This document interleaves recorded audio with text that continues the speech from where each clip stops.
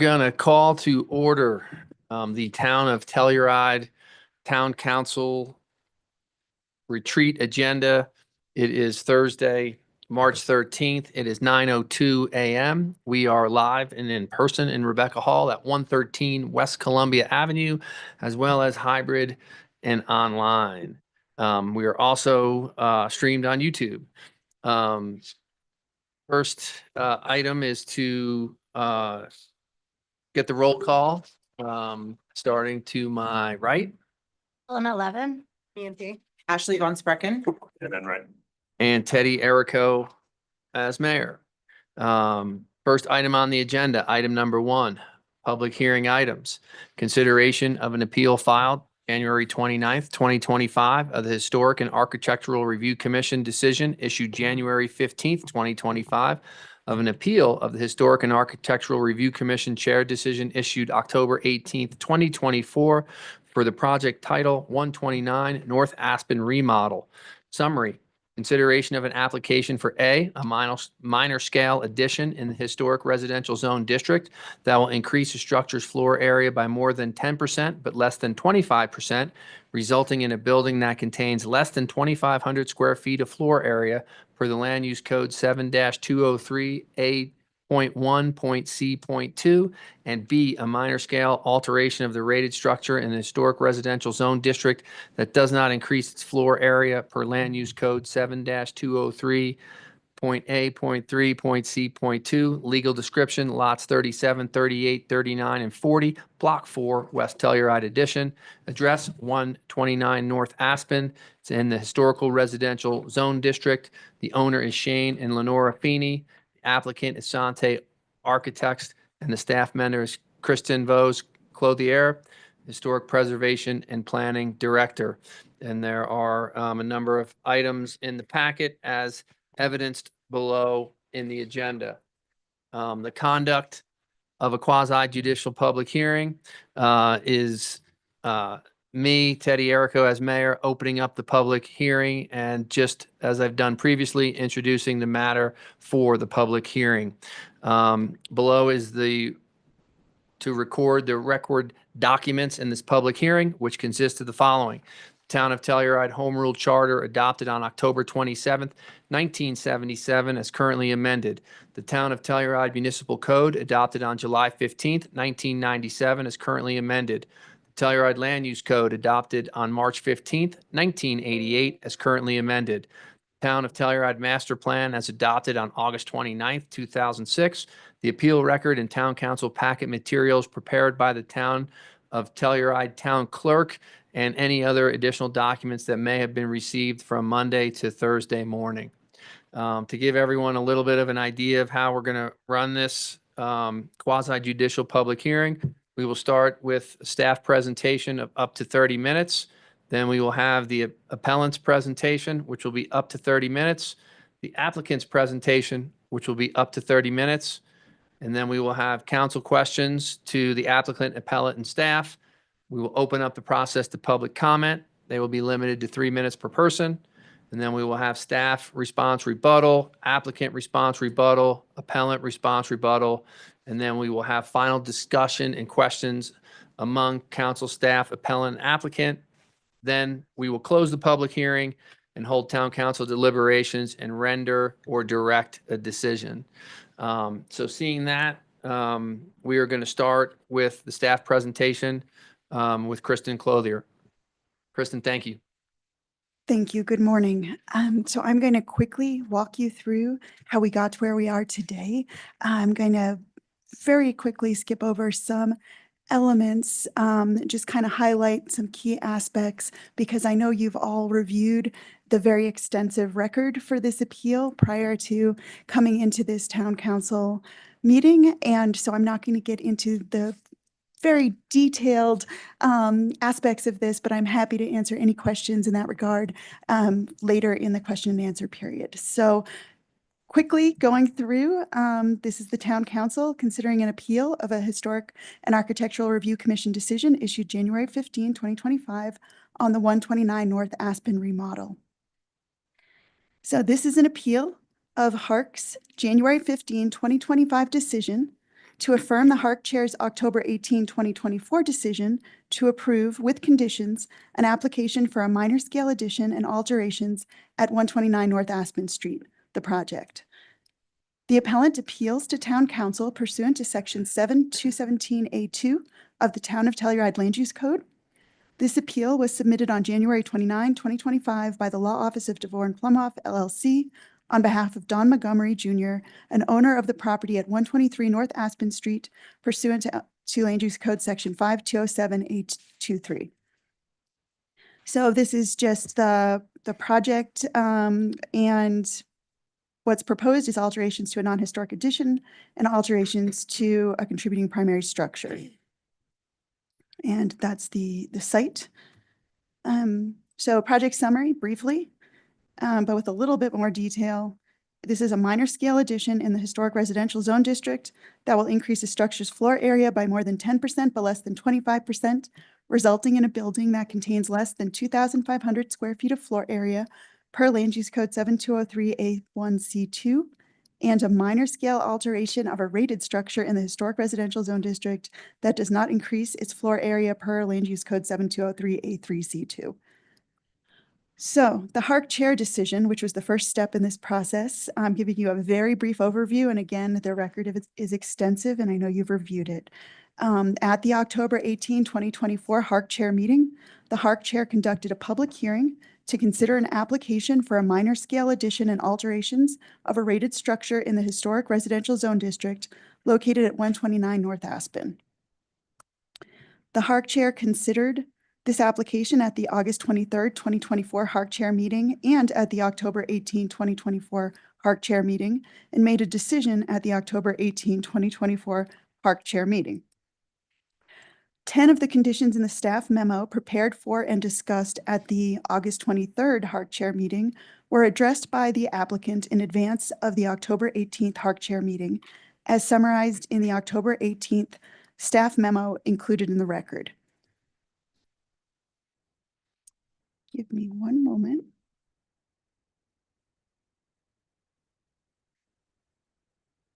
Okay.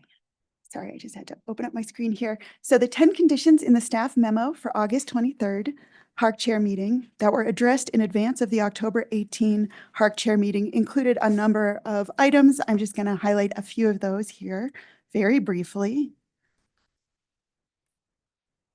So an initial condition in the August staff memo was to modify parking to minimize visual impacts and limit to one legal car with barrier to limit the usage to one car, but at least 16 feet off the sidewalk per HR 16AC A and C1. The staff update analysis in the October staff memo was that the parking has been pushed back from the street and is now shown as one space instead of two. Another condition that was in the August staff memo that was addressed in advance of the October Hark Chair meeting was to ensure that the windows being replaced on the contributing structure are wood per RE 9A2. And the staff update analysis in October was the replaced windows will be wood.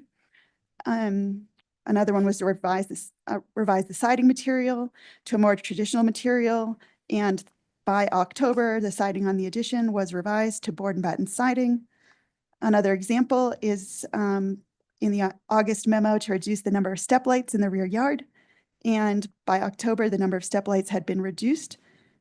And finally, another example is to add snow guards or other devices to prevent snow and ice shed onto other properties and pedestrian ways.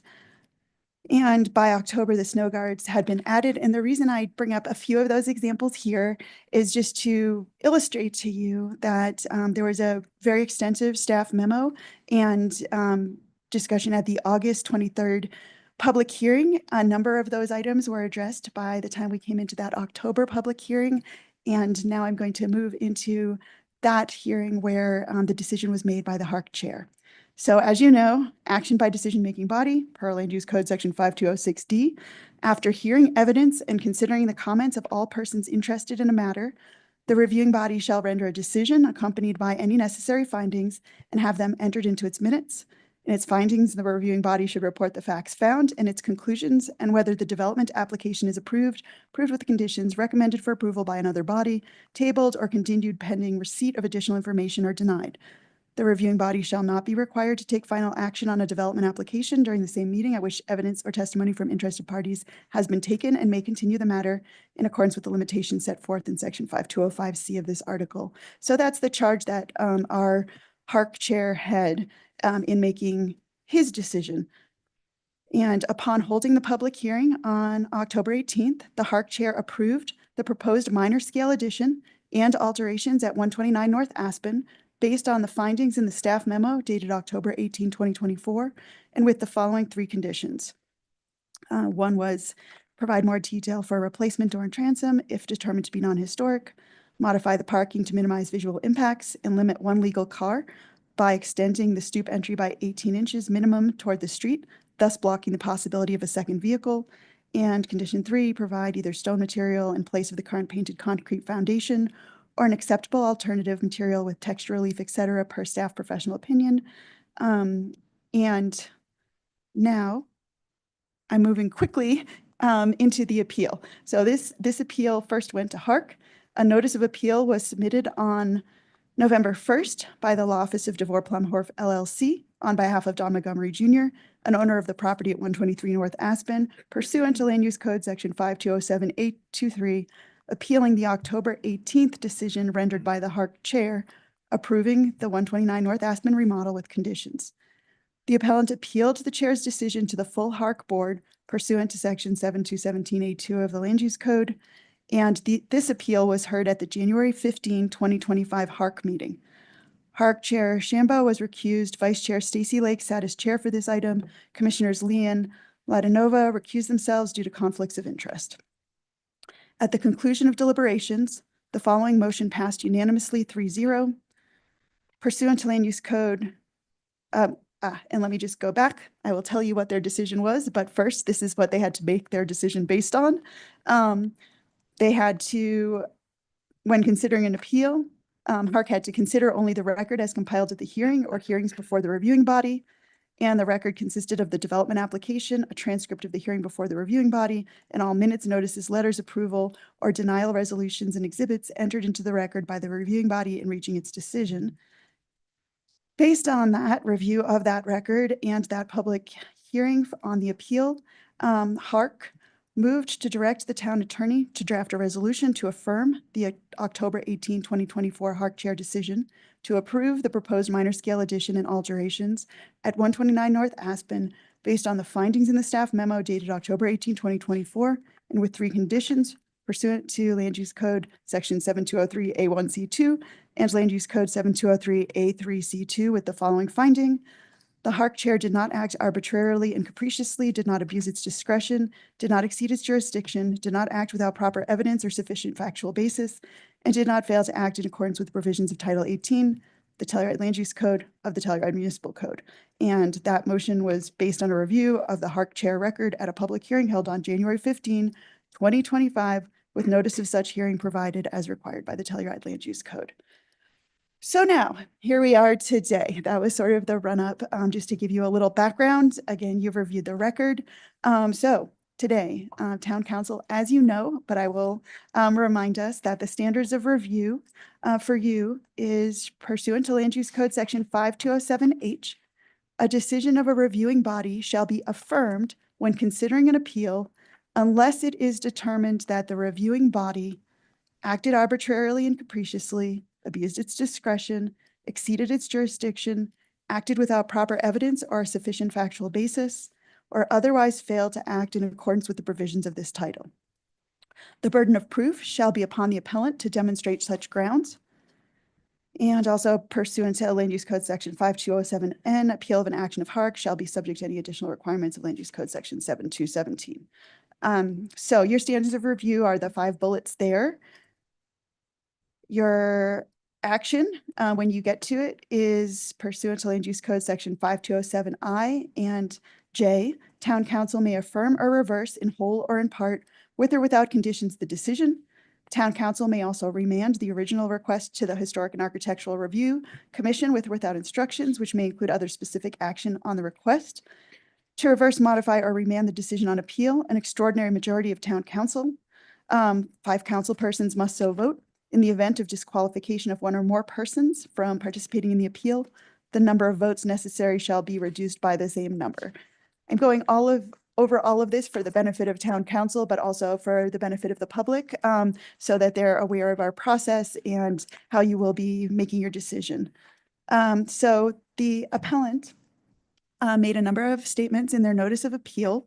I'm going to stay very high level here, go over a few key elements of that, and then when it comes time to questions and answers and rebuttals, I can address further what is raised by the appellant during their presentation. So an example, one item that was included in the notice of appeal is a statement that the chair failed to consider all appropriate evidence and testimony before rendering his decision on the application.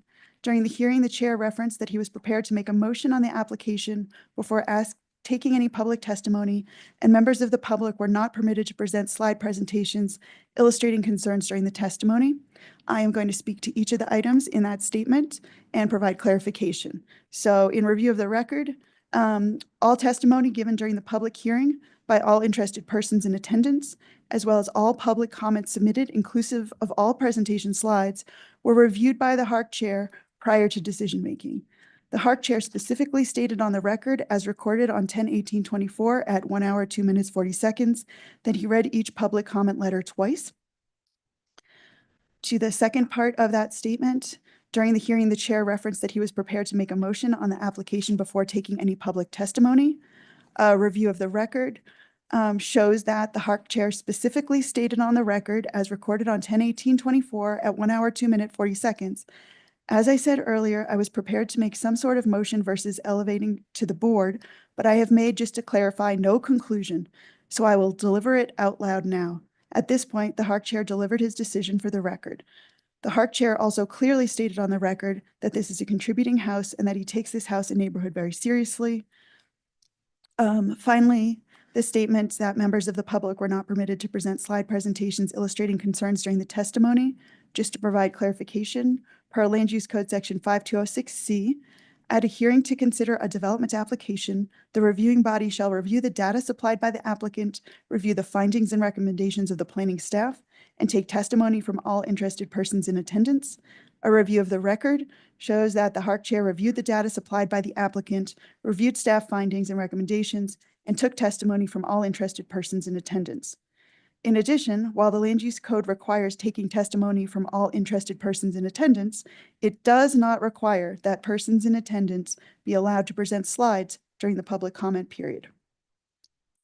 The public may submit comments in writing, including in the format of printed presentation slides, for review by the decision-making body, and/or may provide verbal testimony during the public hearing. The appellant also flags a number of sections of the Telluride Land Use Code in the Notice of Appeal, including reference to the zone district regulations, street and utility design requirements, and access requirements, including Section 3303B and Section 3303-4. And I just want to note that in that case, an access permit is required pursuant to Telluride Land Use Code Section 3303, as vehicle access will be from North Aspen Street, but this is a timing issue. So the applicant, there are no requirements from Public Works in that regard at the HARC review phase and decision-making phase. The applicant must apply for an access permit concurrent with their building permit application, which comes subsequently. So that is a timing issue. It's not in HARC's purview to issue access permits, and so I'm just mentioning that here. The appellant also flagged the land use and development application section of the Land Use Code, and specifically the subdivision and subdivision design criteria of the Land Use Code, including Section C408B site requirements. All of the language in the Notice of Appeal that pertains to Section 6408 is specific to subdivisions. This is not a subdivision application, and so I just want to clarify that there are a number of statements that are made referring to that section of the Land Use Code, but that is the subdivision design criteria and subdivision section of the Land Use Code. And there were also some statements made pertaining to the Historic and Architectural Review, Historic Preservation Overlay District. So Section 7, 101, 102, 105 of the Land Use Code. I can speak further to this later, but I would say that based on the record, it is very clear that HARC Chair, first staff in their memo, then the HARC Chair in the 2 public hearings that were held on the project, really paid close attention to the design guidelines, intent and purpose, impacts, et cetera, of the land use code and also the design guidelines for the town of Telluride. So I'm going to not get into the weeds here. Again, I can speak further to you about very specific aspects of the notice of appeal or any further comments made by the appellant or applicant as we move along. But just to bring you back to what your job is today, pursuant to Land Use Code Section 5207H, a decision of a reviewing body shall be affirmed when considering an appeal unless it is determined that the reviewing body acted arbitrarily and capriciously, abused its discretion, exceeded its jurisdiction, acted without proper evidence or sufficient factual basis, or otherwise failed to act in accordance with the provisions of this title. The burden of proof shall be upon the appellant to demonstrate such grounds.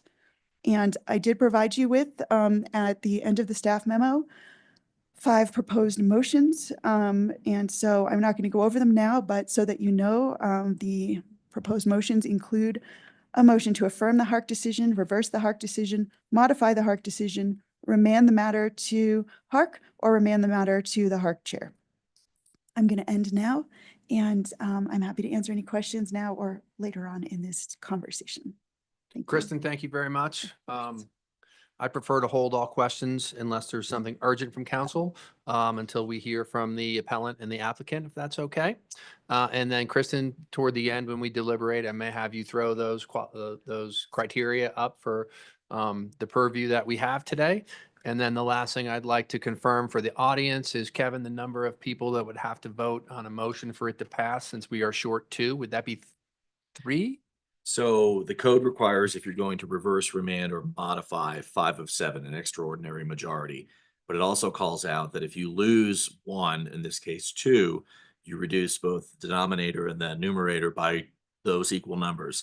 So 5 of 7 goes down to 3 of 5. 3 of 5 would be the simple majority you would need in any instance in any way. So Okay. it's going to satisfy either 3 of 5 to reverse, remand, modify, or affirm. Great. I just wanted to make sure everybody was clear on that, since we are a little shorthanded today. Kristen, thank you very much again. We will then head to number 3 on the quasi judicial public hearing, and we will hear from the appellant. I'm under the impression that Bo Nerlin will start this, and then Sherry Harvey will conclude it.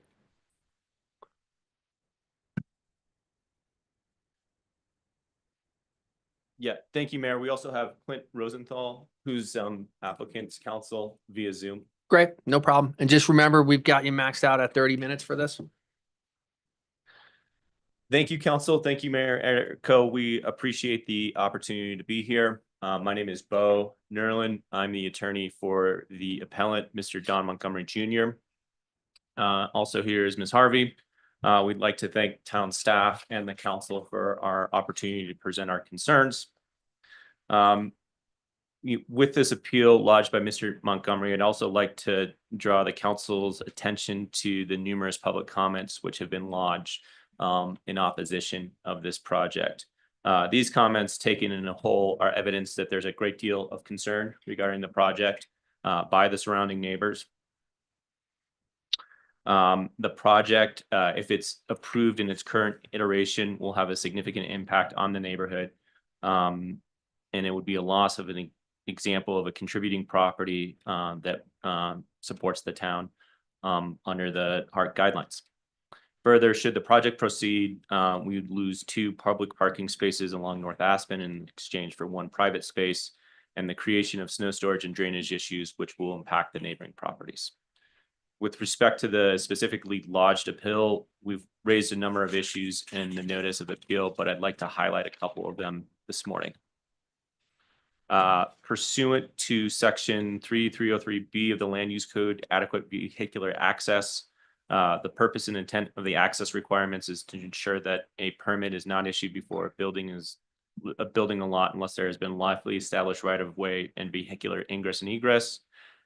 For 129 North Aspen, the proposed driveway is too narrow to accommodate the door opening radius of a car or SUV when a vehicle is parked in the proposed parking area. A proposed driveway with a small size will require users to park within inches of the town sidewalk to enter and exit a vehicle.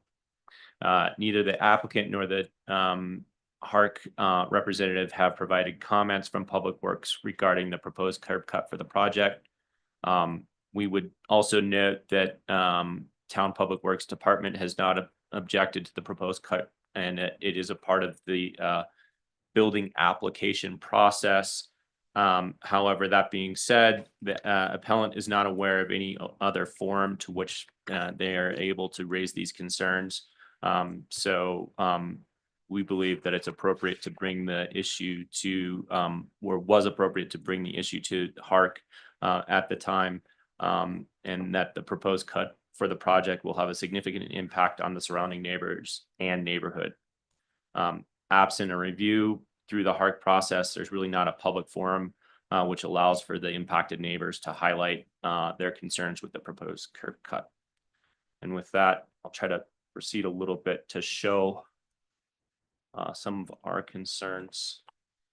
So quickly, as to the space itself, here's the front facade of the property. The estimated date of construction is 1905. The property itself embodies the distinctive characteristics of type, period, and method of construction, or represents the work of a master that possesses high artistic value or represents a significant distinguished entity whose component may lack individual distinction. So the structure is a contributing structure within the National Historic District.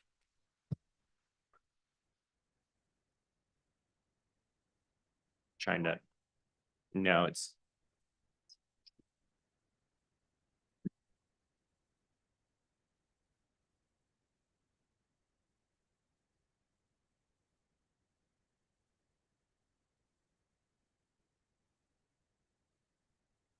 Okay, I'll keep proceeding if that works, Mayor.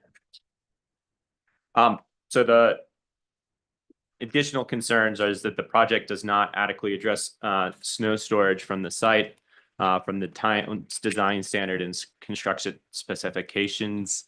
Snow storage and removal activities on private lots shall not uncover public rights of way, principal drainage channels, sidewalks, or other private properties. As well, snow storage shall not abut historic structures in a manner that can harm the structure. The snow storage and removal plan must be submitted to the town manager for review and approval in writing. Again, we would concede that this is not a part of the HARC process, but we're not familiar with another forum in which members of the public can raise their concerns. We take the position, my client takes the position that the snow storage plan for the project does not allow for proper drainage.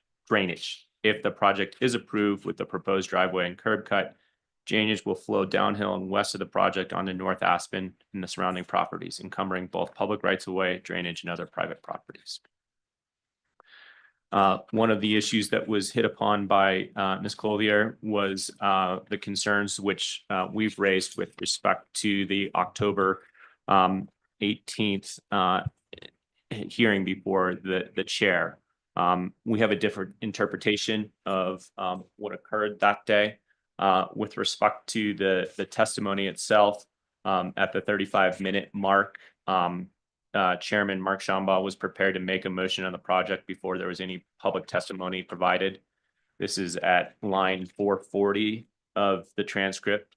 And I will quote, I was actually just making notes, getting ready for the motion. So thanks for volunteering that. And I think it'd be a good solution if we consider this okay. Okay, I'm making notes furiously here. Okay, anything else? From our perspective, these comments show bias from the HARC chair. During the meeting, members of the public were not permitted to present slide presentations illustrating their concerns during the public comment period.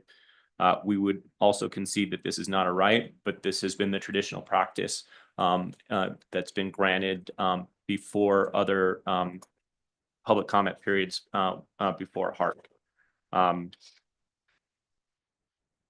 taking it as a whole, if you read the transcript, it's really a dialogue between the chair, Mr. Shamba, and Mr. Sante, the applicant's architect, and little weight was given to the public testimony provided or the letters in opposition which had been lodged.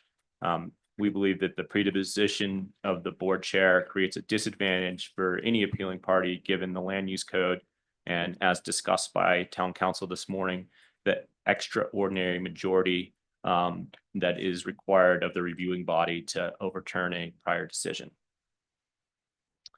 Turning back to my slideshow, hopefully I've got control of this now. Again, the photo of the property and showing how it creates a sense of time and place, and how the dwelling appeared in the 1900s remains largely intact.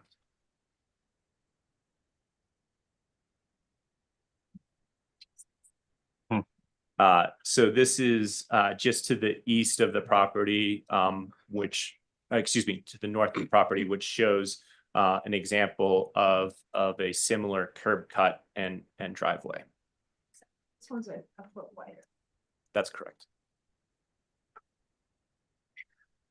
So the proposed front driveway is a 4 to 5 foot apron on either side of the driveway, 9 feet wide, leaves 2 to 3 feet width for vehicle ingress egress on either side. The curb cut would eliminate 2 parking spaces. Plans do not address this the drainage to the south onto the Montgomery property. Ingress egress of the driveway would create difficult angles for access. Would block and alter the bay window, the porch details, impacting the historical features of the house. Here's the site plan that shows the driveway, the proposed driveway, and you can see with a car superimposed that there's little to no ability to kind of access the vehicle if it's parked in the proposed location. With respect to the design guidelines, turning to HR 6, the goal is to provide continuing bicycle routes throughout the town. The ingress and egress that would be created through the private driveway can have an impact on this. With guideline 8, runoff should be planned so it will not negatively impact historic and natural resources, adjacent properties, and the public right of way. 11, site planning. There's a goal to minimize the number of driveways and parking service areas throughout the planning, and creating cooperative planning with the adjoining property owners. Parking design, HR 16, care should be taken to provide pedestrian circulation that does not conflict with vehicular circulation. HR 16, parking design, screen parking areas from street view, design parking facilities such that they are subordinate to other site features. We believe that the presence of the driveway in the front with vehicular parking will be a prominent feature and detract from any of the historical attributes of the home. Curb cut driveways should be minimized. Spaces should be accessible and usable year round. We believe that with the lack of snow storage and the snow shedding that will be created from the remodel, that there will be difficulty with the year round access. Provide for safe on-site snow and ice shedding. We believe that that is not accomplished with this current plan, and provide for adequate space for snow storage on site. Again, we don't believe that there's adequate snow storage based on the proposed hardscape area and the loss of vegetation which would be created from the parking. Here are some photos. Certainly don't need to know that to inform the town council, but as I know that you all are familiar with the amount of snow that we receive here in town. But here are some photos from the neighbor which illustrate the existing conditions and the amount of snowfall and how that can impact access along North Aspen. With respect to public comments, as I noted earlier, this isn't just my client, Mr. Montgomery, that's lodging an appeal. And it's not just a neighbor concern, but it's a neighborhood concern. And there's a list of interested parties that have lodged concerns on the record, highlighting some of the issues that they have with the project. So the project's proposed modification of the front facade and landscaping of the property with the addition of a new curb cut and non-functioning driveway with limited sightlines and turning radius are inconsistent with the HARC design guidelines and considerations. If approval remains, the property will transform from a traditional garden style front yard into a mostly hardscape driveway. The limited sightlines with the limited turning radius out of the proposed driveway creates a blind driveway intersection, resulting in hazard to vehicles, pedestrian, bicycle traffic on the west side of North Aspen. In addition to this, there would be a sacrificing of 2 on-street public parking spaces that I believe are metered to accommodate 1 curb cut for on-site private parking. So, I'm going to turn it over to Ms. Harvey and Mr. Rosenthal, but I would just like to note that we hope that the council will take these considerations and concerns seriously. There's a number of findings that the council will need to make at the end of the hearing. We believe that the record does not support the initial approval of the HARC application approval with conditions. We also recognize that it's somewhat difficult for the council to completely overturn a HARC decision. So in the alternative, we would ask that the council remand this back to HARC so that there could be additional considerations given the concerns that the public has raised. We believe that a number of the surrounding neighbors would be willing to sit down with the applicant to discuss their concerns and try to find something that works for all parties. So with that, turn it over to Ms. Harvey. Thanks, Bill. There was one other public comment missing on your list from James Garage, which I thought was really helpful if you had a chance to look at it. Sure.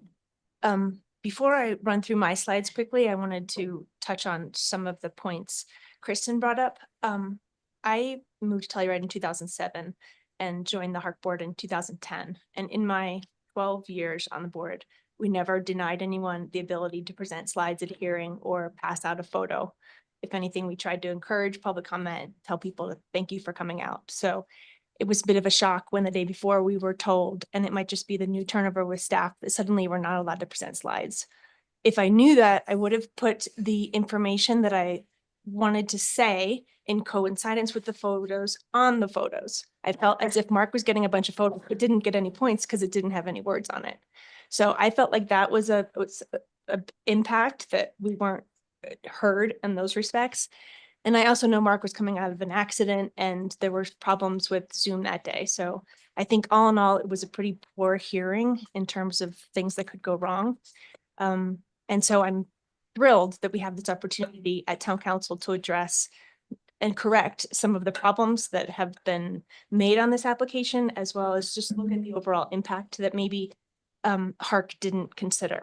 So I wanted to start off by saying that this same address was heard in 1990, and the process back then was much more collaborative. I feel like the process this time around has been very combative. I felt like having that clicker. So in 1990, Josie Winter owned the house. And they had a site walk, a full board site walk. They had, how do you turn it forward? Oh, there.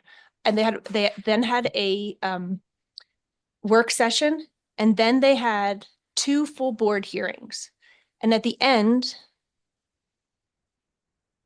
Hadley Thompson, who lives in Bob Sniff's house, and Josie were told to go with their attorney and work things out. And that's how things were done back then. And instead, we haven't had this opportunity to collaborate with the owners, to each express our interests and work things out. It's been hearing after hearing instead of,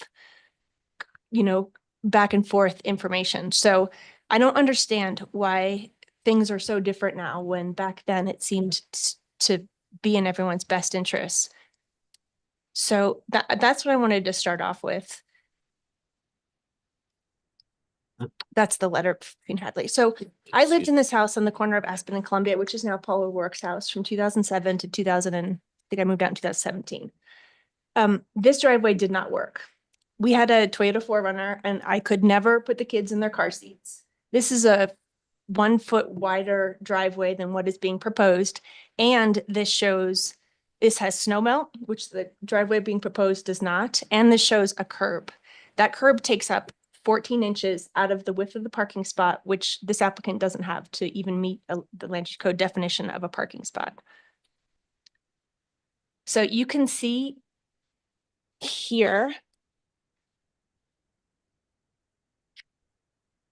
When you take away the width of the driveway and the 4 foot apron, 12'4" is not enough for a parking spot, which needs to be 18 feet long. That's 2 parking spots we're losing for 1 private spot, which doesn't even really work. That was the same slide that Bo showed about the ability to actually open a car door.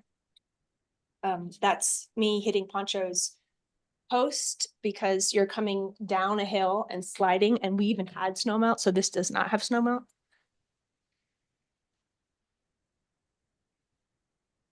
I know this is an extreme example, but obviously this truck can't open their doors, so they're parked out towards the front.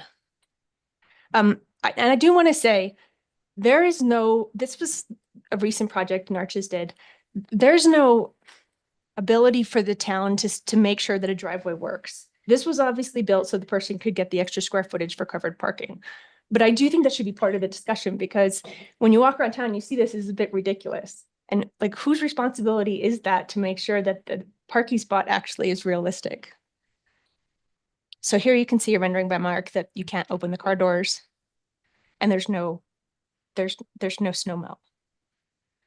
So I think it's just a matter of time if there were a driveway there, since you're coming downhill, that someone's going to hit Don's house. It's 3 feet away from the property line. So I do think a Ballard that if should be put on their property if they do want to try and implement a parking spot here.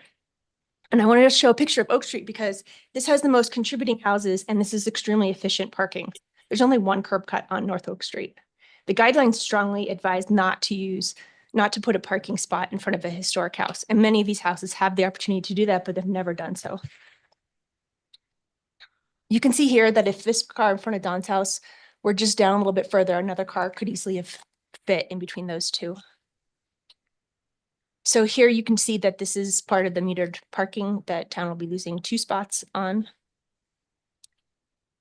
And the way the water would come down, you could see the debris already piling up. And I know Karen G talked about this before she left, is that debris was one of our issues with FEMA. And being just 2 blocks away from the Cornick Creek, I do think that there is a huge potential for water to enter into Don's northeast corner. And especially in James's letter, it highlights the fact that having a curb cut is going to, if it fills up with debris, is going to continue to allow water to go in there. So at some point, if the access permit isn't information and impacts of that isn't considered in the forefront, is town liable if they allow that to encourage water to go into Don's property? So there's where they're trying to jam in a parking spot. And there's the concern for water, which is in a lot of the public comment letters. And then their application shows 2 dry wells. Nothing in pink has any water drainage to keep the water away from going to Don's. So it's not just HART guideline conditions that say do not allow water into neighboring properties. It's like a legal thing. And I'm not savvy with legal terminology, but I know that you cannot let water go onto neighboring properties. And that's also highlighted in the civil engineer letter that Greg submitted.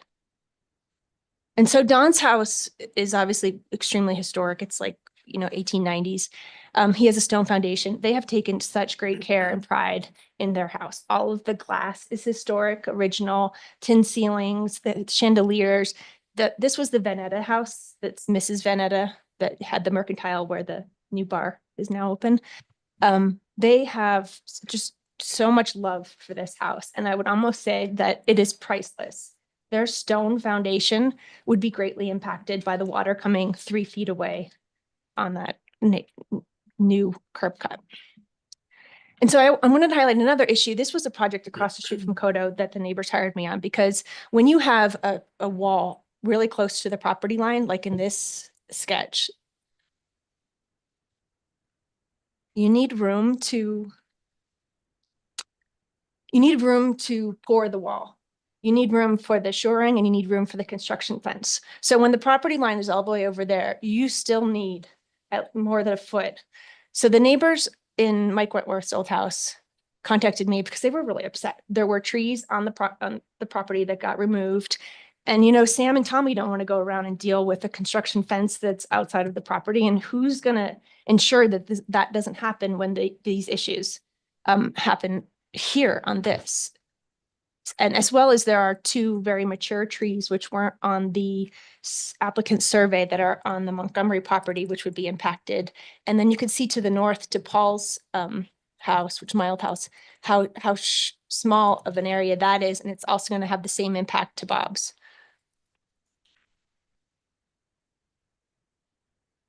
So again, when the town approves something that isn't land use code compliant, I think this is the opportunity to correct it. There's not enough snow storage zone. Snow is water.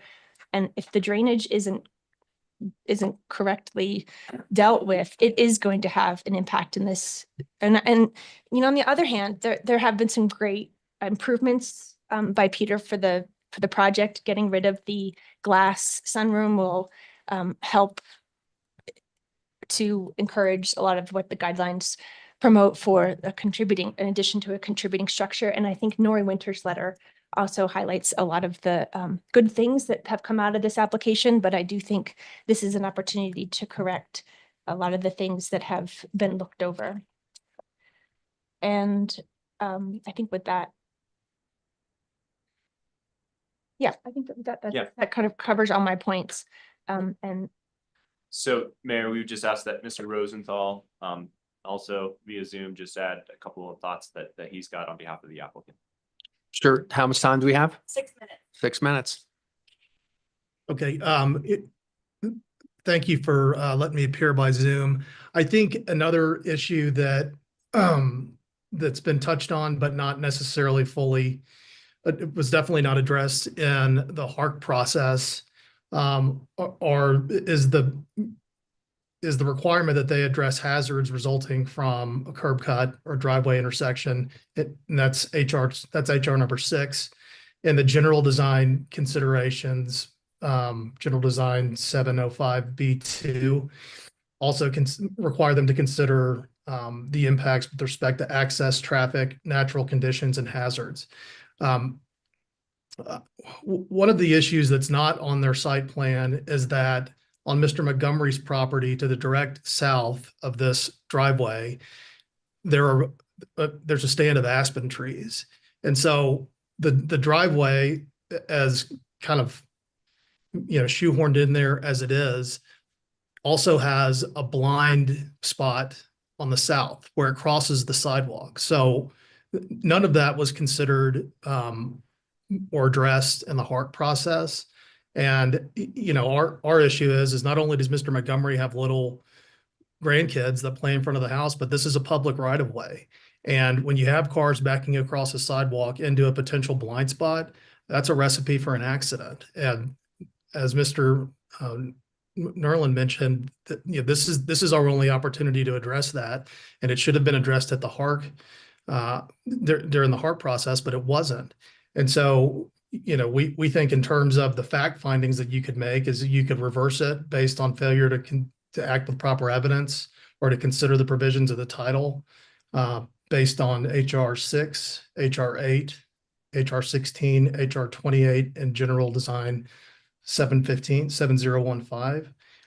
We think at a minimum, this should be remanded back to HARC for a full board hearing to actually consider these issues, make findings regarding them. So, you know, if there is some kind of, you know, appeal or record on this, that's addressed, because right now it hasn't been addressed. And frankly, we think that the design as submitted is dangerous and certainly doesn't address all of the issues that HARC was required to address in approving it.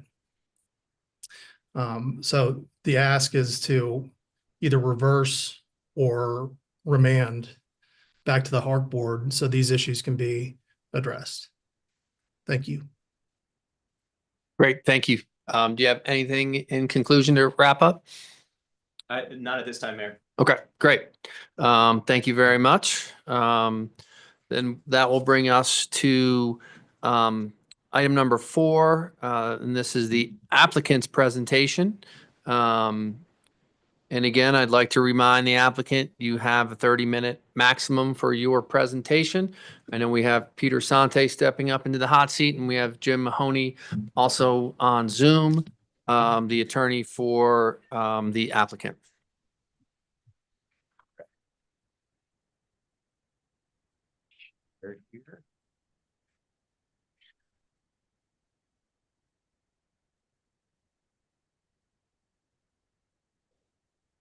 All right, thank you, Town Council, staff, Peter Sante for the owners of 129 North Aspen. I'll try to be as brief as we can. I have Jim Mahoney, who will be walking us through a brief presentation. I just might add before he gets going. I heard a few things here from the appellant's team. It was a loose reference to the loss of a contributing structure. I don't think that's really a question here. Both contributing structures, both the neighbors to the south and ours, are not in question. I sort of found that concerning, but unfounded. Her mention of impacts to bay windows, safety concerns with trees, reference to a process 35 years ago being different. It was a different application. It was a larger addition to the home. It went through the required process at that time, which is similar to the process we have today. This is a comparatively much smaller application. It was reconfiguring mostly the interior of the project, removing some unhistoric elements to the rear. The snow storage has been with both of these 130-plus-year-old buildings, much as it unchanged for a very long time. It is not going to be different in the future. So this is a curiosity. I know they have a lot of concerns. We have heard a lot about that. The North Oak Street examples of no curb cuts, those are historic lots, and those homes have alleys behind them where they can park. This is an odd old edge of town that does not have an alley running north-south behind these north-south lots. So I would like to turn it over to Jim Mahoney. And Jim, let me try and get something moved here. Okay, it's all yours, Jim. All right. Good morning, and thank you, Town Council, for the opportunity to present today. And we can go to our next slide, Peter. Okay, first thing I want to touch on is the appeal standards, and I know Kristen touched on this in her opening remarks, but wanted to reiterate this here. I'm not going to reread this, but want to emphasize that these appeal hearing standards are very deferential to the decision makers, which in this case is the Hark Chair and Hark. And just to put it in layman's terms for you, you need to really look at this application and the Hark decision and the record and feel like they made a decision that was way out in left field. It was not supported by the record, and they really abused their discretion. And I don't think there is any evidence whatsoever that they, were way out in left field and abused their discretion. I think there was a very robust process that went through with multiple meetings, multiple hearings that resulted in a very considered approval with a lot of conditions that the applicant has satisfied or will satisfy by building permit. Next slide.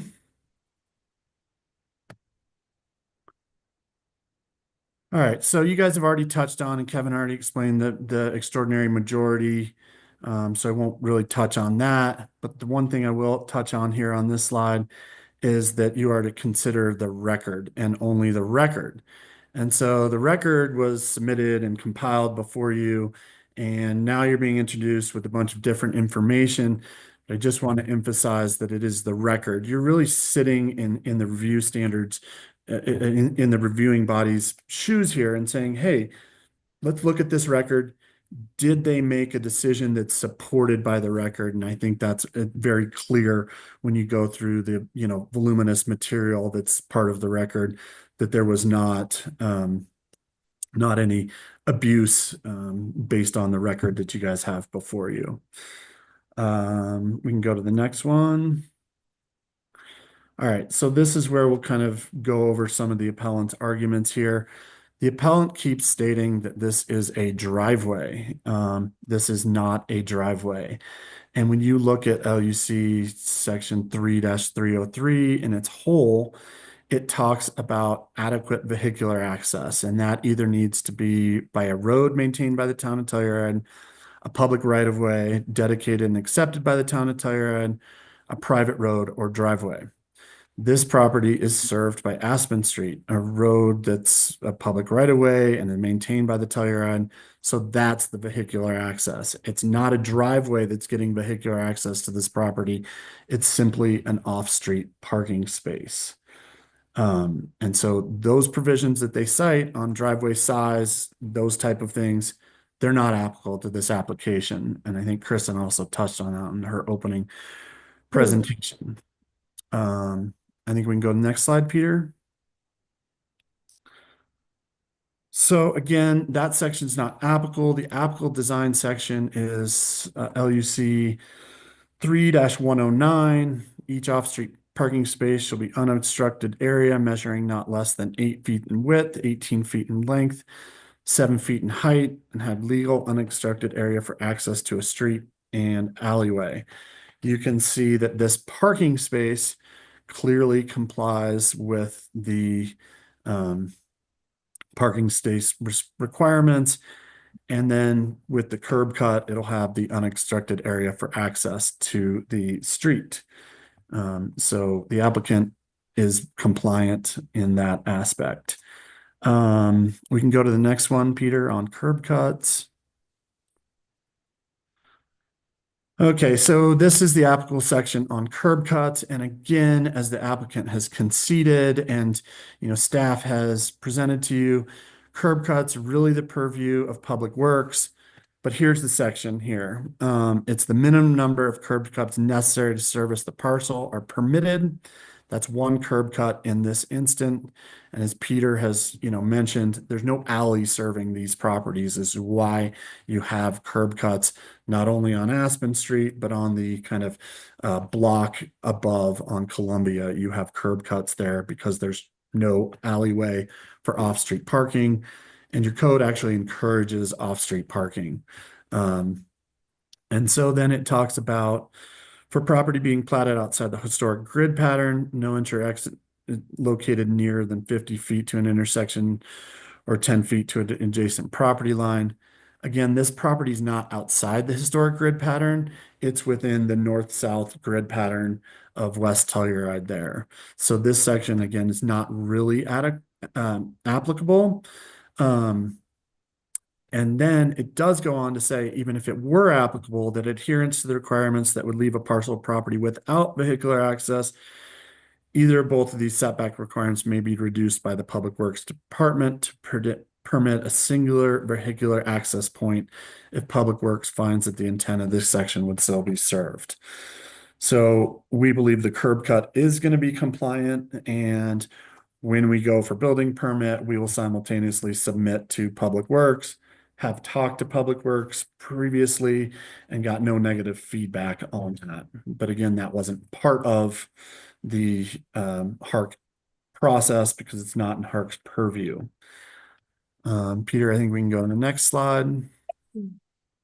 So this is just kind of showing again and re-emphasizing, the points that I kind of already made here. And there will still be at least 25 feet of parking available in front of the appellant's home. The other thing I think the appellant mentioned that is new argument in this appeal was that there'd be debris and water flow impacting because of the curb cut. If you look at the slope of those curb cuts, I find that very hard to believe. My wife had an office at the what used to be the Johnstone Inn, and there was that curb cut there. There was never any debris or water flow that came in through that. The applicant's property has a curb cut right above them, and I'm not aware of them ever having issues with debris or water flow because of that curb cut above them into their property. So I think that's kind of an unfounded argument. I think we can go to the next slide on snow storage, Peter. Okay, so again, and this is something that staff touched on, but adequate snow storage, this section is not applicable. This is not a subdivision.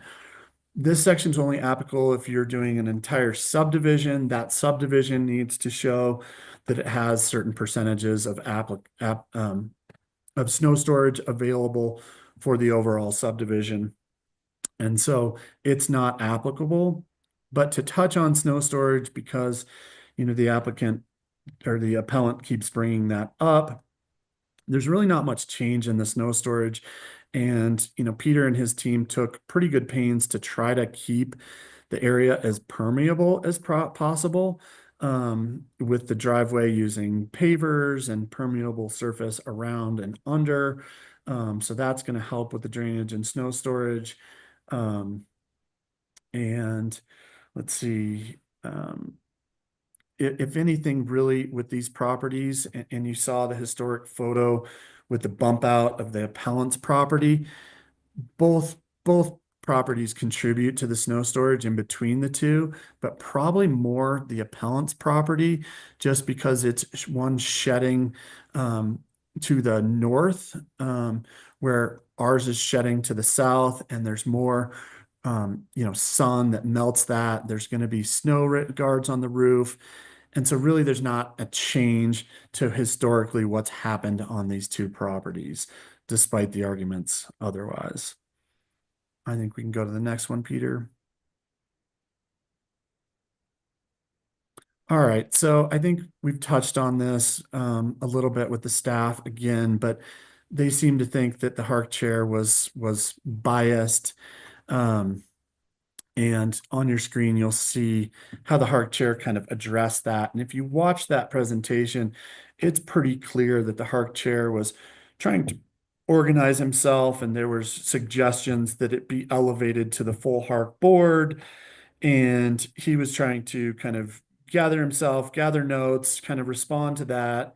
And then at the end of the hearing, he clarified very clearly that he was not biased, did not, was not making a motion before the hearing had happened. He was just getting ready because he knew that he had to make some type of motion on this, which is the case in anything here. I'm sure you guys right now are thinking about, okay, I'm hearing all these things, writing notes, asking questions, and someone will have to make a motion. So I don't think there was any bias. I don't think there was any problem with what was said by the HARC chair there. So we can go to the next, Peter. Okay, so the appellant makes a bunch of arguments on HARC standards. I'm not going to go through every one of those, but I will point out that when HARC reviews an application, and you guys see this as well when you guys are reviewing applications, the HARC chair doesn't go through every standard that is in the design guidelines in your LUC. They don't go through every single one of those and say, yes, this was met because XYZ. They really rely on staff to identify any issues and then go through any of those that may present issues to that specific application. And so, just because they didn't make a finding that it meets, HARC regulation 1 through, X, doesn't mean that they didn't consider all of those. And so, arguments as to why these were not complied with, I think we would counter to say that we're not removing any trees, landscaping, walls, or driveways.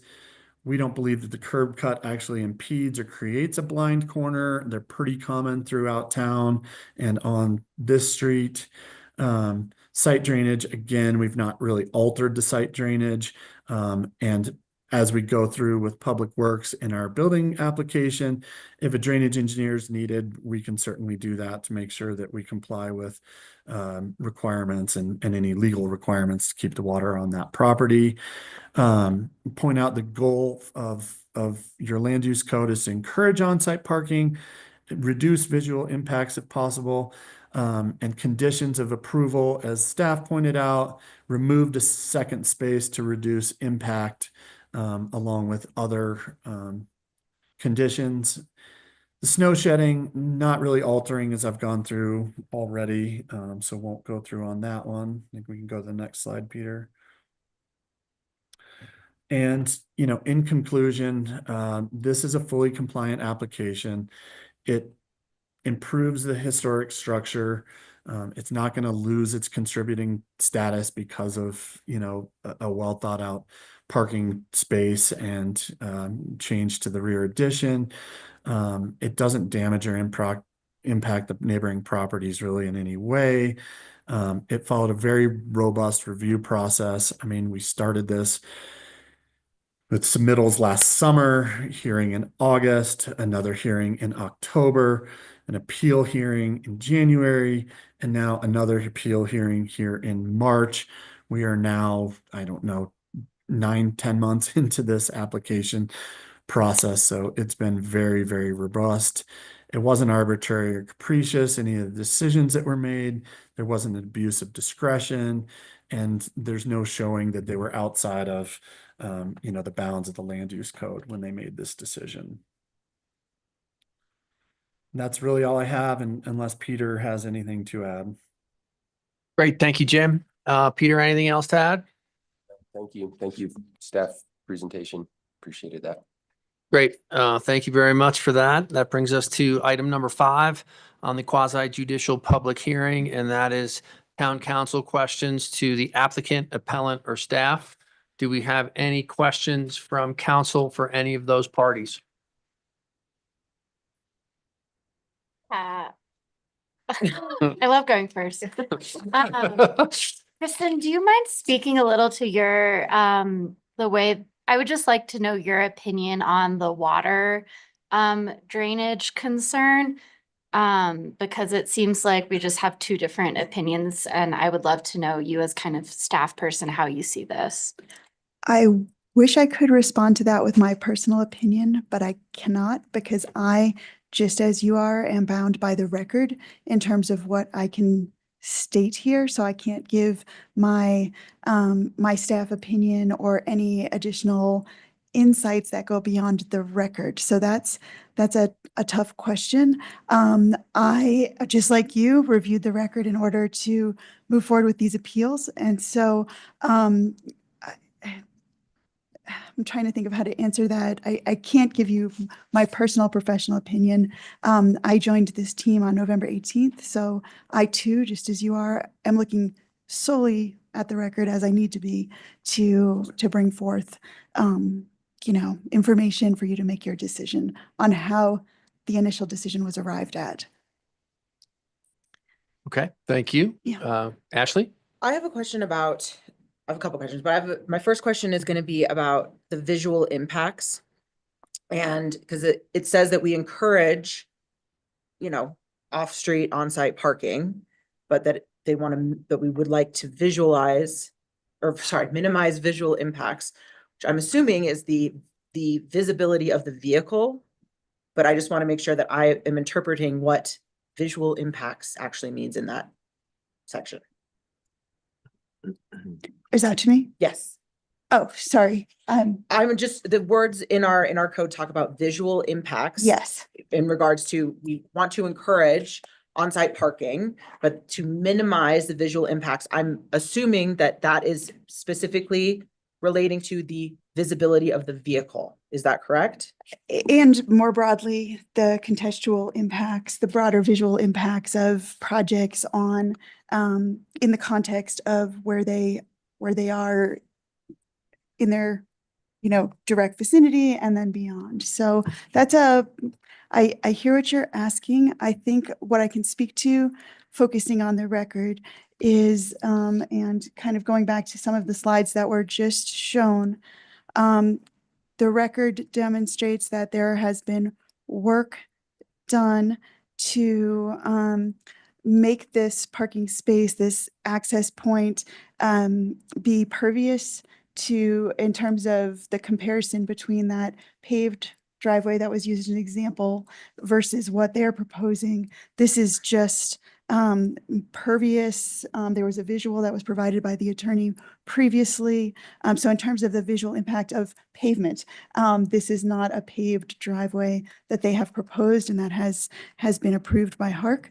In terms of broader visual impact, I think that's a tough criteria. I think you have to kind of go back through the whole review process and how this determination was made. There was a reduction from 2 parking spaces to 1 parking space for a number of reasons, taking into account all the information that was presented and the review, and that took place between August and October on the record.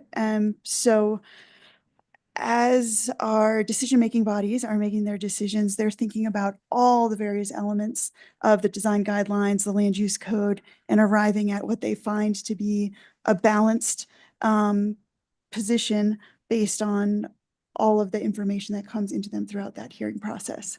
So what I heard you say was that the visual impacts is in reference to the appearance of the actual parking space and not whether or not a vehicle is visual.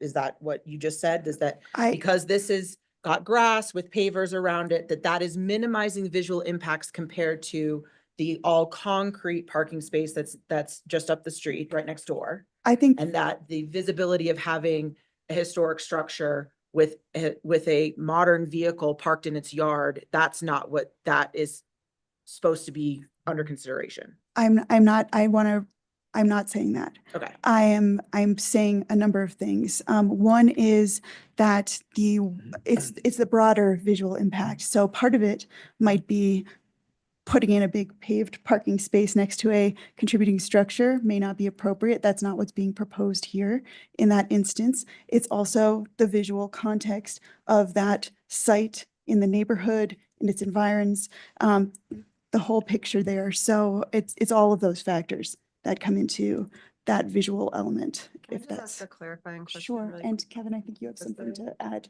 So. Yeah. Just to be clear, Yes. the fact that a car will be parked in that driveway should not be considered when we're looking at visual impacts. Yes. Non-driveway parking space. Regardless, I'll get to that in a second. Yeah. How, did you have something to follow? I need to Yeah, think about let that me- for a let me moment try to because kind of that's set not the quite what I context. was saying. Yeah. Let me try to set the context on this. Mhm. The decision did cite some provisions in the design guidelines. I think that's really what the question is about. And what it looked at was HR 16 sub A and sub C. And I would draw your attention to that if you can find those design guidelines. And maybe you want to take a look specifically at that language. I'll just cite it here and I'll verbally tell you. This is under the topic policy parking design, sub A, screen parking areas from street view with site features. That's cited in the motion. And it was a consideration to minimizing the visual impact and limiting this to 1 legal car. Subsection C of that same section, design parking facilities such that they are subordinate to other site features. 1, an on-site parking area should be located inside or behind a building where its visual impacts will be minimized unless site conditions, such as steep slopes, prevent this arrangement. That's the provision I think you're looking at. And I think that's the context of when the visual impacts are, you're attempting to minimize those. And again, you're reviewing chair's decision reviewed by the full HARC under the applicable appellate standard.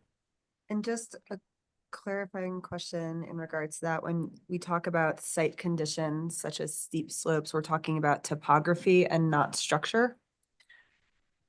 That would be my interpretation Yes, of that as well. that is correct. Yeah. There's different sections that apply to steep lots. There's like a whole section in the design Right. guidelines. This isn't This isn't- considered. I guess, Isn't and I'm part of just, that. yeah, and I'm just, Yeah. my question is the building itself, is that considered a site condition or not? Which it is not, according to what you just said, so. Yeah, so I want to clarify two things. One was, I think what Ashley was referring to was with regard to the parking, minimize the visual impacts, because that's what was cited in one of Yes. the conditions. I think what Kristen was referring to is, of course, every application also has a component where you're striving, the language is you should minimize the visual impact of the structure or the addition, if you will. So I think there are two components of it, but I think This what is the correct. question I heard was, from Ashley, Ms. Von Sprecken, was in specific regard to the parking. Yeah, because it's Yes. that, I'm like, visual impacts of what? That's the part that's like, that's missing from that sentence, is what's the impact that we're wanting to be minimized? Is it the visibility of a vehicle? Is it a vehicle obstructing the building that we want the building itself to be visible? That was just my wanting to clarify that. Which I think I have a little bit more clarity on, but it's not. And I will say, just based on the record, that was something that was important to in that review process, because the project did start with 2 parking spaces. If we're focusing just on the parking visual impacts, it did start with 2 parking spaces, which would have been stacked such that the second vehicle was very close to the sidewalk. And during that process between August and October and into the final decision making, there were adjustments made to the additions, and the applicants can speak to this if he wishes to, that now preclude the cars from moving as far forward so that only 1 vehicle now fits in that parking space. So that's a significant change between what was initially proposed. I also just want to step back for a moment, because I'm being very cautious here. This is an appeal. So our role here is not, and I can't do this myself either, is not to go backwards and kind of make the decision-making again in this venue. Our role is to focus on the process, the record, and how this project was reviewed, and if we feel that the manner in which that process took place meets any of those 5 criteria for your appeal. So I just want to make sure we don't go too broad here. And, Kevin, you can, if you have any further insight on that, but I just want to make sure I'm answering your questions specific to the record, and then focusing us in on what you need to make that decision based on those 5 criteria. Right. And I think it's fair to ask those questions because Absolutely. if, one of those 5 conclusion topics is followed the robust review process. So I think Yes, Ashley's question absolutely. could Absolutely. qualify under that. Absolutely. Thank you. Mian? Okay. I have some questions in regards to the delineation between a parking space and a driveway. And I did look, and I might have missed it, but is there a specific part of the code that talks about a parking space on private property versus public right-of-ways? Given, and the reason I'm asking that question is that parking spaces in public right-of-ways do have additional width into the street or onto a curb to open car doors. And so I'm curious if there is specificity to having a parking space on private land versus it being a driveway, and how that definition is created. What makes it not a driveway, I guess, is my question. And who's that question directed at? Kristen. Did you? Okay. Oh, you didn't want, okay. All right. I was thinking the applicant would provide clarity on what they proposed during the application process. I think in this instance, so again, I'm going to go back to where we are in the process in terms of what is going to be required subsequent to this decision-making process is an access permit. And the access permit is pursuant to Telluride Land Use Code Section 3303 as vehicle access, regardless of what you're calling that place where a vehicle will park will be from North Aspen Street, and the applicant will apply for that access permit concurrent with their building permit application, and that comes later. So some of the questions that pertained to, or the topics raised by the appellant pertaining to curb cuts, pertaining to sightlines, those topics will be addressed at a future time. And so I think it's that piece that's really the important piece that's coming into this conversation that really comes So let me later. clarify, Yeah, not for me. That's Sure. not my point. sure. My point is, my question is, there was an approval of a place to put a vehicle, and there was a width that is approved. And my curiosity is how we make that delineation between it being a parking space versus a driveway.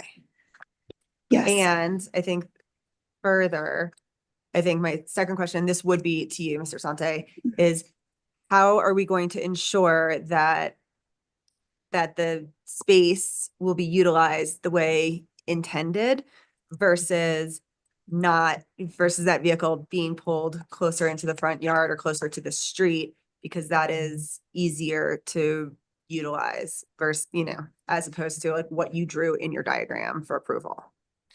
Like where the car is actually parked. So I guess, I think I'll come my in. first question really ultimately is, because I think that secondary question doesn't even need to be answered if you could explain to me what the difference between a driveway and a parking space is in terms of the land use code. Do you want Peter to answer that? And or that's for Kristen first. Okay.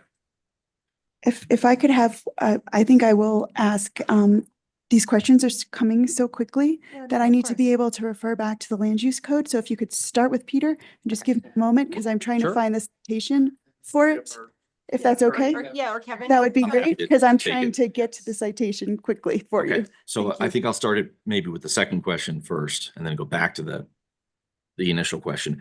The land use code does have a delineation or dimensional requirement for a parking space. That's 18 feet long by 8 feet wide. My understanding is that dimensional limit or that dimensional requirement has been met with the proposed parking space or parking area.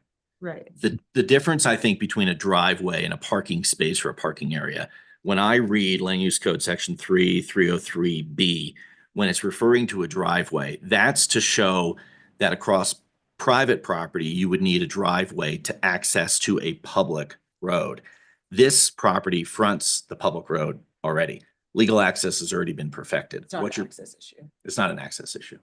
No, and to follow on what Kevin just stated, in that 303B3D, it states that the road or driveway must have a minimum 18-foot width or be wide enough to contain the required physical improvements. So there is an or in there as well at the end of that. So But it's not even, we're not even under that provision because we're not talking about a driveway. We're talking about a parking area. yes, Because you already have legal access perfected because this fronts, yes. right, to Aspen. Yes, So absolutely. just so I understand, so the driveway is the access to the parking, not actually what I would sort of theoretically consider. I would view it the other way around. It's the access from the structure or the property to a public road. Okay, Okay. The definition, yes, is in the word. So it's like driving, driveway, access versus parking, okay, just sitting there. They're That's- not accessing. that's perfect. I have a question about, it sounded like when the appellant was giving their presentation that there were some issues that were being raised that were outside of the scope of HARC, that weren't things that they wanted to bring up issues that, they felt like this was the only venue that they could bring them in and talk about. So I'm just curious about like the fact that, this is the curbs and all of this stuff, which seem like they're in the venue of Public Works, stuff like that. I guess my question is, it's like upon that review, Public Works looks at this and says, this isn't gonna fly because of, the curbs and the visibility, the sight lines, which my understanding is are outside of what HARC is reviewing. And they come back and they say, this is not gonna work, or we don't wanna sacrifice another parking spot. Cause this right now is gonna take 2 to get 1. So it's a loss. It's a net loss of parking. What happens at that point? Cause my understanding is that that's not what HARC can review, correct? Yes, so Public Works, in terms of the review process, Public Works had the opportunity to review this application prior to it going before HARC. So we asked for public comments from a number of departments. In this instance, Public Works did not have comments that would have impacted HARC at that stage in the process. They said they had no comment in that regard. So in subsequent steps, as we get into the building permitting process, Public Works will be actively engaged with some other next steps in the process, including that access permit, things that the applicant will need to apply for as we come into that building permit phase, which has obviously HARC's the first step, and then it comes into the next steps of review and determination. So things could change. I will say that if I mean, you never know. If there's some issue that got flagged later, we have every right to flag that. Initially, though, when Public Works looked at this, they did not have any comments that was needed in order for the HARC process to proceed. No comments were submitted for that particular step in the process from Public Works. And the one thing I want to add, Ashley didn't bring up this word, is drainage as well falls under Yeah. Public Works as well, correct? Yes, and so as we move forward, you know, there's, again, I need to stick to the record. I'm Right, going yep. too broad. I can answer broader questions outside of this venue on any of these topics, but Great. trying to stay focused. No problem. Sure. Mian? Shoots, I just asked my question. So from a process perspective, when the HARC chair is reviewing an application, the utilization of a design feature and specifically the utilization of a parking space, is that something that the HARC chair can and should be considering? Or do they simply look at the design itself and whether it is applied to the code correctly, or the code is applied to it correctly? So in a more specific term, should the chair have considered whether or not car doors can open in a parking space if the vehicle is parked in the location as presented? I think what might be helpful, I can respond as well, but applicant, do you want to speak to the question of width of your parking space and the ability to, you know, if you could respond to that piece of this, I think that would be important based on your design. Sure. The space is like 9'2" wide, or the distance to property line to the side of the historic home, 129. Land use code requires 8 feet. It is snug if you have a large vehicle. Mhm.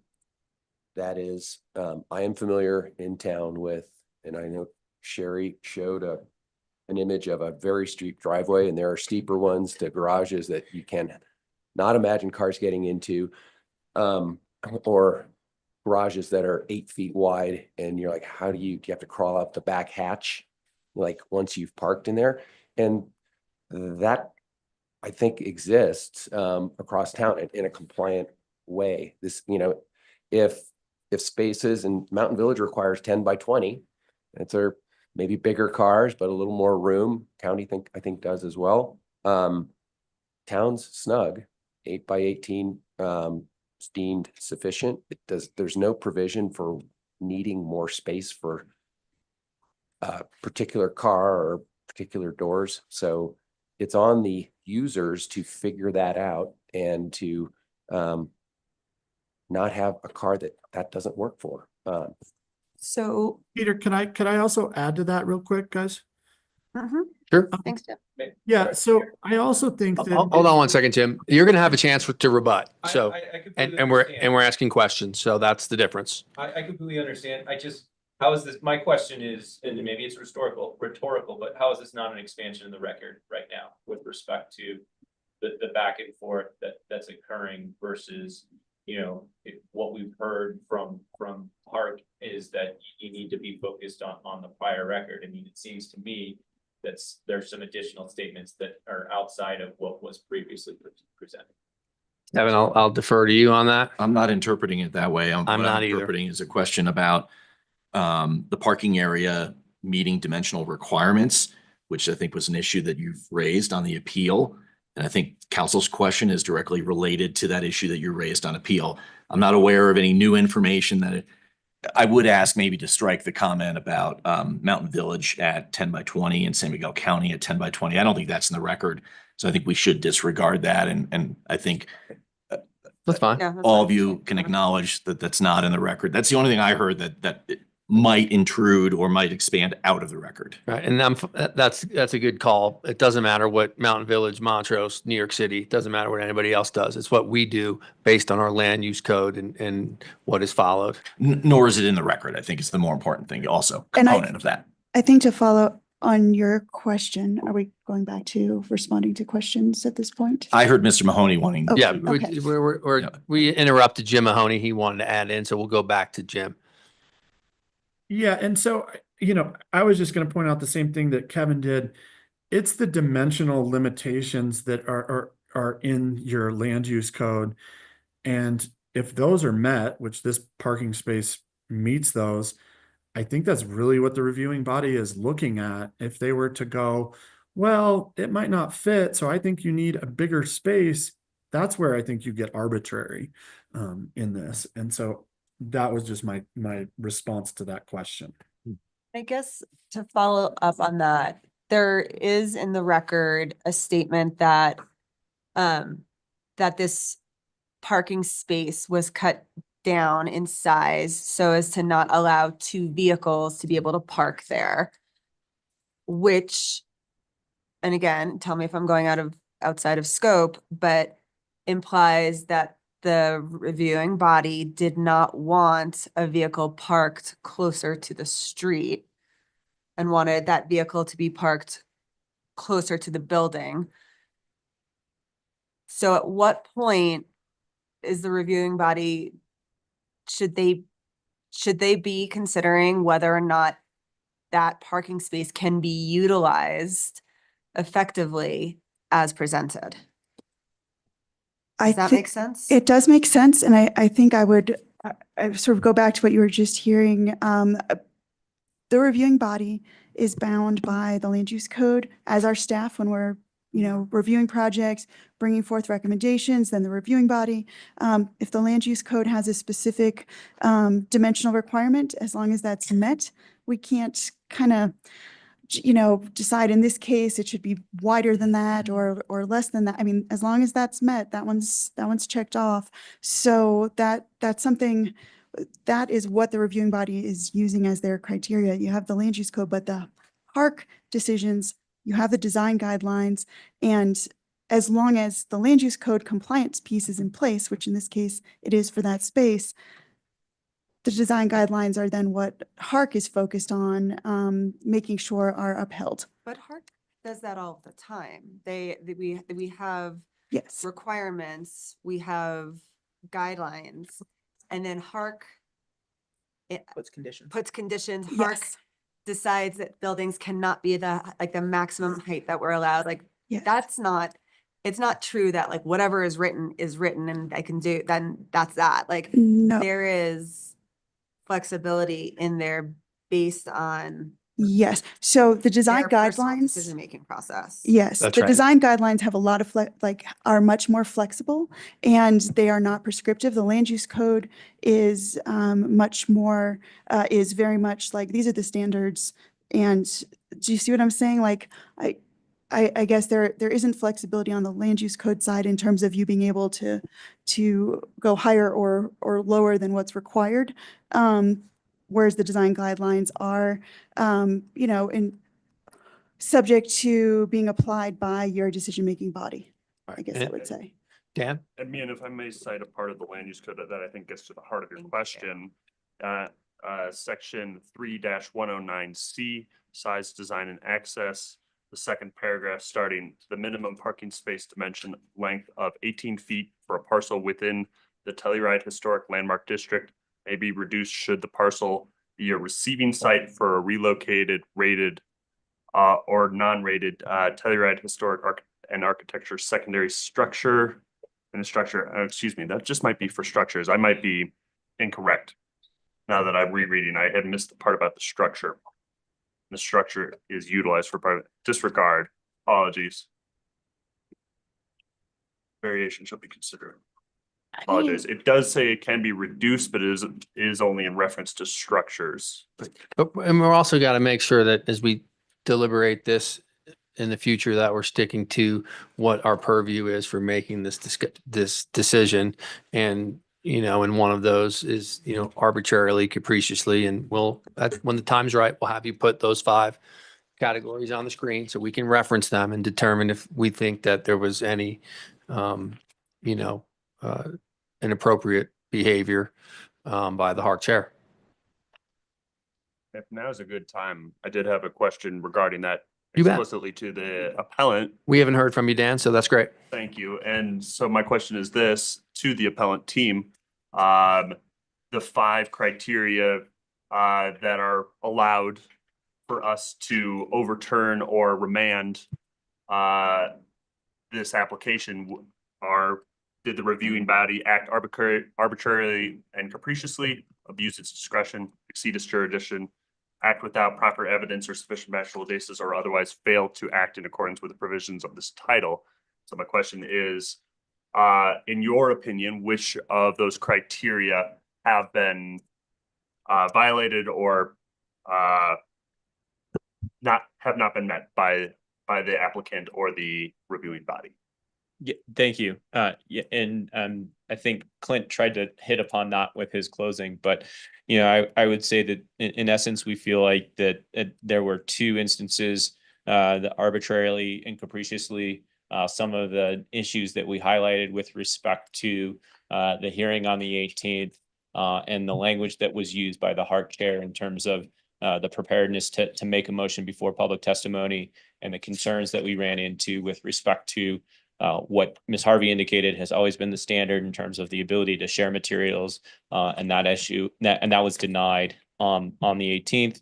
And then we also feel like acted without proper evidence or sufficient factual basis as to the appeal that we've lodged. We've highlighted a number of issues under the land use code, under the design standards that we feel like the applicant has not met.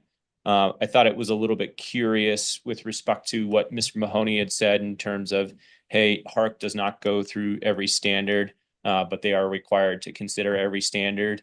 You know, I think that the other way to put that is, you know, they do have to show that the record supports the standards have been met, and we feel like that's not the case. So I hope that answered your question. So you're saying basically, the arbitrary and capricious is the one you're. I would say both arbitrary, capricious, and that without proper evidence. Okay. And I'm sorry, if I could just jump in, I also think that in terms of the fact findings that were presented that you're going to have to answer, it's also failed to act in accordance with the provisions of this title. And I think we've detailed what is missing from what they considered in our appeal, but it would be HR 6, HR 8, HR 16C, HR 28, and General Design 7015B2. Okay, thank you. The one thing that, unless there are any further questions at this time, we have another opportunity for staff, applicant, and appellant's rebuttal, and then final discussion and more questions from town council, staff, the appellant, and applicant. So at this time, I'd like to go to number 6 and open up the process to public comment. I think it's a good time for that. If we have anybody that's in the room or on Zoom that would like to speak, you will be limited to 3 minutes. Please state your name and where you live if you want to speak. Yeah, you got to go up to, we need you at a microphone then so everyone online can hear you. Thank you. I am very mindful of your time. My name is Mark Frankman. I've been a full-time resident of Telluride for 48 years. I own a home in the 500 block of West Colorado, sunny side of the street, north side. I have 20 years of building experience, Telluride, followed by 25 years. The last 25 years, I've been self-employed as an architectural visualization artist, and I've done a lot of 3D CAD modeling, presented at HARC, presented in historic districts in Aspen and Durango, and worked for a whole variety of hundreds of renderings and 3D modeling. I was a consultant on this project, so I have a lot of familiarity, and I specifically was consulting on what I thought was a driveway, but I'll now call a parking space. I got a feeling listening to all this that probably my comments are not to the process that you're delineating in these 5 points, but since I'm here and was asked to be here, I'm going to just go through it as quickly as I can. The obvious thing, you're losing 2 parking spaces to gain 1. It's very tight. I don't want to reiterate all this stuff. I have this exists 2 houses down from me. The same conditions exist, and I'll speak about that a little bit. It's incredibly dangerous to back out of those things onto the street. In my case, Main Street, it's much wider, but it's flat, and people, I see this, the cars that back out of this, it's the only curb cut, the only parking space on my block, on my side of the street. And people walk down that sidewalk and push baby strollers and ride their bikes because the bike path ends and continues. It's definitely dangerous. And when they have to back out of it, they got to get somebody out in the street to make sure. They're constantly battling with people parking and blocking them in. They're putting cones out in the street when they're there. Sometimes they put a sawhorse out with flagging so that people don't park and block them in where they can't get out of their driveway or their parking space now. They have to park there on the street to unload because they can't open the door against the neighboring property. So in fact, what it really does is it makes this de facto private space for them on the street. No one else can park there because of the curb cut and it's painted yellow, but they park there all the time because they're able to move, unload and so on. And there's no enforcement of the town saying, hey, you're parked in front of this private person's curb cut. So they sort of have this de facto private spot out on the street now. And this difficult off-street spot in their off-street, I want to call it a driveway. They've gotten in conflicts with the neighbors. I've lived in the house for 37 years. Is that it? That's 3 minutes, and I have Wow. to stick to the time frame. I can't go on. Kevin? And if I could just clarify, I think Mr. Frankman was referring to trying to use this particular situation around his property. That's also not in the record. So I view his comments for you and for the usefulness of being curb cuts and parking in private parking areas in general, not in relation to the one that I think he was referring to near his property on Colorado Avenue. I think, again, we need to be real careful about the record. And certainly there's nothing about private parking areas on Colorado Avenue that I saw in the record. So I think if you can take his comments as to a broader use of private parking areas with a curb cut, that would be helpful. Great. Does everyone on council understand that? Great. Mark, thank you very much for your comments. We appreciate it. Is there anybody else in the room for That's it. public comment? It's 3 minutes. be, I was very clear in the time frame when I started the hearing, and that's what everyone has allotted. And if I go over on any time, then the other people are going to have to go over, and that's not how I'm going to run it. Is there anybody else in the room for public comment? Seeing none in the room, Tiffany, is there anybody online that has their hand raised for public comment? We would like. Great. Can you unmute her and she will get her 3 minutes? Hi there. I don't know if I can be heard. Can I be heard? Yep, you hit just fine. Hi, I'm Leonora Feeney, and I'm sorry, I'm not very good at speaking publicly, so I apologize if I stammer over my words. I just wanted to mention that just to correct something that was said earlier. When we started this whole process, we both, my husband and I, we reached out to our neighbors to our north, the O'Rourke's and the Snips. My husband met the O'Rourke's, and I actually went to meet with the Snips, and I did extend an open door for discussions, and I asked both if that they had any concerns ahead of any of the meetings. to let us know. I then also reiterated that in an email ahead of the first HARC review to say when the date was. I didn't hear from either of those. We didn't hear any concerns back. We emailed about other matters. I didn't hear anything about any concerns about the parking.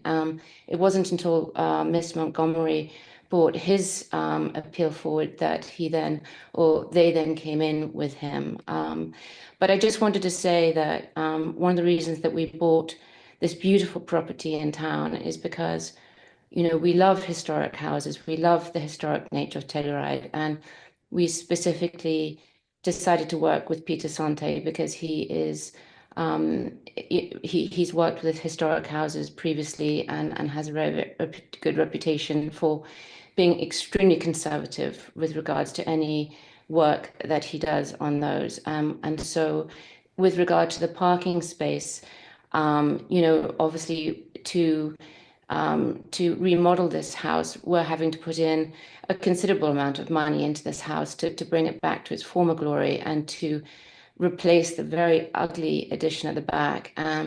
And, you know, we're hoping that we will be able to park a small car there. We're not big, flashy people. We have no intention of driving a truck into that driveway. And we want it still to appear like a courtyard garden. I love gardens. It's going to be permeable. It's the snow shedding is going to be better than it was. You know, we really, really want to be considerate to this beautiful old building. Thank you so much for your time. Thank you. Thank you very much. Kevin, since you chimed in on the previous public comment, can you chime in on this public comment that followed the record and we're Yeah, I think a number of those comments were already in the record. My recollection was there was either statements made by Mr. Feeney or statements by Ms. Feeney at one of the hearings that related to, I think, reaching out to neighbors and also about the type of car that they envisioned taking to Telluride or having in Telluride. So I didn't hear anything there that was outside the record. okay, great. I just wanted to confirm that since we need to be fair to both public comment folks. Tiffany, is there anybody else online with their hand raised? Yes, we have one more. I'm unmuting Paul O'Rourke. Great. And just a reminder, Paul, that you have 3 minutes when you're ready. Okay, can you hear me? I don't see that I'm unmuted. Yep, we can hear you fine. Okay, thank you. I just wanted to clarify from what Leonora just commented on not hearing back from the neighbors. I emailed the Feeneys at some point the first part of this year after the process of appeal had begun, reaching out and stating our interest in communicating with them about the process and getting the possibility of sitting down and going over some of the items that have been discussed today. So I just wanted to clarify the record that I did reach out. My wife and I did reach out to the Feeneys this year, but we did not hear back. I just wanted to make that clear. Thank you. Thank you very much for that. Tiffany, is there anybody else? No, I'm not seeing any additional hands raised. Okay, I am going to close public comment for this quasi judicial public hearing. So we will not be opening up any more public comment today. That brings us to number 7. And following the public comment, is there any additional response or rebuttal from staff? Yes, thank you very much for this opportunity. And I just want to speak to a few items that have been raised since I initially gave my presentation. So first, I think in terms of the instances of stating that the HARC chair, the statements that were referenced that the HARC chair made during the October 18th public hearing, I want to go back to those and provide some clarification. So there were 2 statements referenced, one in the notice of appeal. And for that particular statement, I had that in my slide presentation. The statement was that the HARC chair failed to consider all appropriate evidence and testimony before rendering his decision of the application. I want to emphasize that the HARC chair and the process included public testimony in August and in October. The HARC chair affirmed that he had read all of the public comment letters twice during the October public hearing, and everything was reviewed prior to decision making, and that was a statement by the HARC chair. There is also a statement that was referenced in the letter from the appellant, the notice of appeal, that the chair referenced that he was prepared to make a motion on the application before taking any public testimony. If you watched the videos, which I'm sure you did as part of your work in reviewing the record, you will see that some of this was pulled out of context by the appellant, and they appear to be interpreting in a different way than what is clear on the record was the intent of comments made. So the HARC chair specifically stated on the record, as recorded on 10/18/24 at 1 hour, 2 minutes, 40 seconds, quote, "As I said earlier, I was prepared to make some sort of motion versus elevated to the board." That means he was, and it was in his purview, not elevating it to the full HARC board, which was absolutely Mark's purview. But I have made, just to clarify, no conclusions. So I will deliver it out loud now. This is when he came to the point where he was going to make his decision making. He made no conclusions leading up to that, and then he delivered his conclusion out loud. Earlier, there was another quote from the HARC chair referenced by the appellant where there was reference to some note-taking. Clearly, and I will go to that statement just because I want to really clarify that the appellant's making a statement that the decision was made arbitrarily and capriciously, and I think it's really important that we look at the record because that is a very high bar, and I want to provide clarification. So in the record at the 34 minutes and 11 seconds, the chair had made a statement, and so let's move on, like he was ready to move on.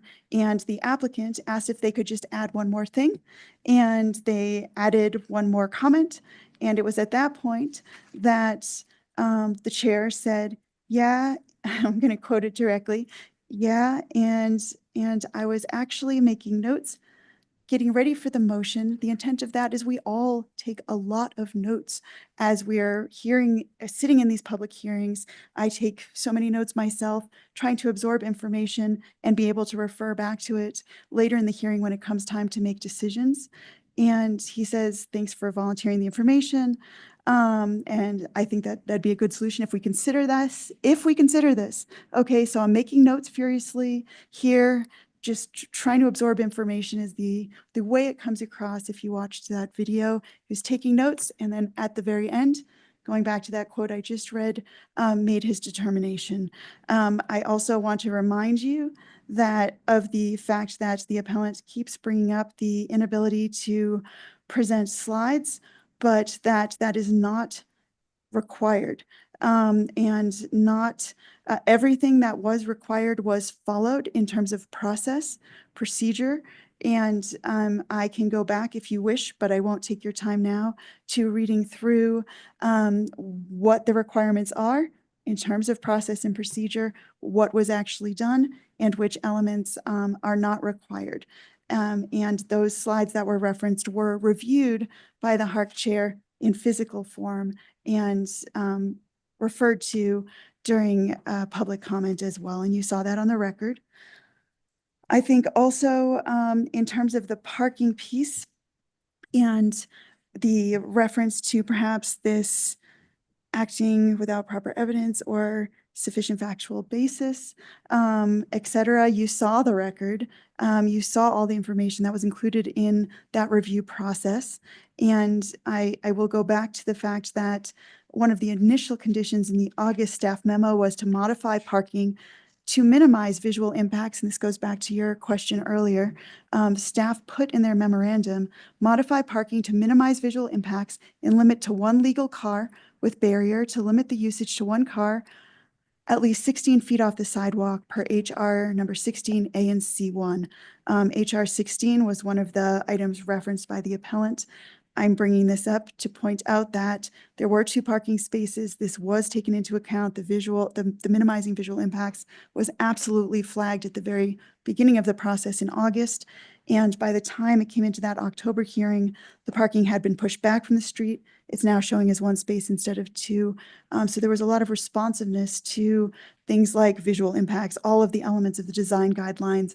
And in the record is the staff memo from that first meeting and the second meeting, August and October. And you'll see the work that staff did and then that the HARC chair did to analyze this project, review it, and then make a determination based on all the available information. And I think I will stop there. I guess the last thing would be going back to which things fall in which buckets. So some of the items, again, reiterating that were referenced by the appellant really pertain to subdivisions and those regulations. So those really are not part of the decision-making process, and other aspects like section 3303 are really under the purview of Public Works.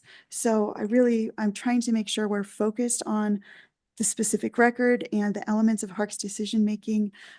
We don't want to re-litigate the whole review process. We just want to focus on what the criteria are for your review and determination. So I'm speaking to those elements in my remarks. Thank you. Great. Thank you for that. Does the applicant have any response or rebuttal at this time? A reminder, you get 10 minutes or less. No, I this is think- we have the applicant first, just Okay. per the order, just. Yeah, counsel, I think that, from our perspective, it seems like it is trying to be kind of relitigated here. And it is hey, you should change the decision of HARC or remand it back to HARC with instructions because, we don't like the decision. It's not that there hasn't been, sufficient evidence in the record. It's not that the record is showing that, the decision makers were arbitrary and capricious. It's just we don't like that decision. And that's not really what the town council is here to do. Remember your review standards, remember the record. It's super robust. There's tons of testimony. There's, pages of transcripts, videos, tons of application materials, and they all support. And I think Kristen just gave great examples of how, the application did actually support the issues that they're raising here today. So we hope that you guys can see that that is pretty clear, that very robust process was not arbitrary, capricious, was supported by the record, and was well within the bounds of the HARC guidelines and land use code. Unless Peter has something else, that's kind of where I'll leave that. Great. Peter has indicated he has nothing to add. So Jimmy, just want to confirm that you've wrapped up. Yep. Because you do have more time if you need it. Great. Thank you very much. That brings us to number 9 on the quasi judicial public hearing, which is the appellant's response or rebuttal, if any. And please keep in mind, you've got 10 minutes or less. I just wanted to say a few comments. I think although Mark's context was different in his public comment, some of the points were relevant in terms of the same conditions here.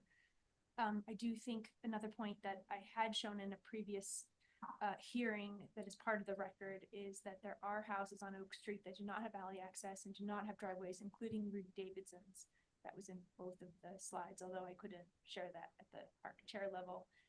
I do remember also that HARC chair meeting, James Garaz, who wrote one of the letters, came in to give public comment. And I remember him sitting down, and when he heard Mark's statement that he was ready to make a motion, he said, it doesn't matter what I say. And at that point, Erica turned around to hush us because we were, and then so James left. So I think that reminded me that there was a consensus amongst the public that in Mark's condition, he had forgotten about public comment. Once again, the dimensional limits of the land use code will not be met if a curb is installed. The water drainage and snow storage is not sufficient from the land use code. That was a mistake.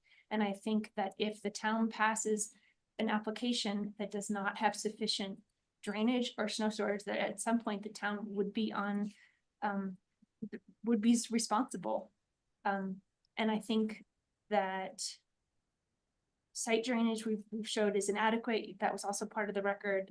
You have Greg Anderson's letter, and two other people who are very familiar with the site wrote that with a lot of experience. And the guidelines, which Kristen has and Kevin cited about the visual impacts of HARC, are really what Mark was focused on. And I know from my years on HARC, you come in asking for 300% and you hope you get 100, if not, 50. So coming in asking for 2 parking spots and then saying that they've conceded to 1 when the guidelines don't encourage parking, and it's not a new project, it's not a existing owner. And I think that those are the things that need to be reiterated that were Mark's purview was.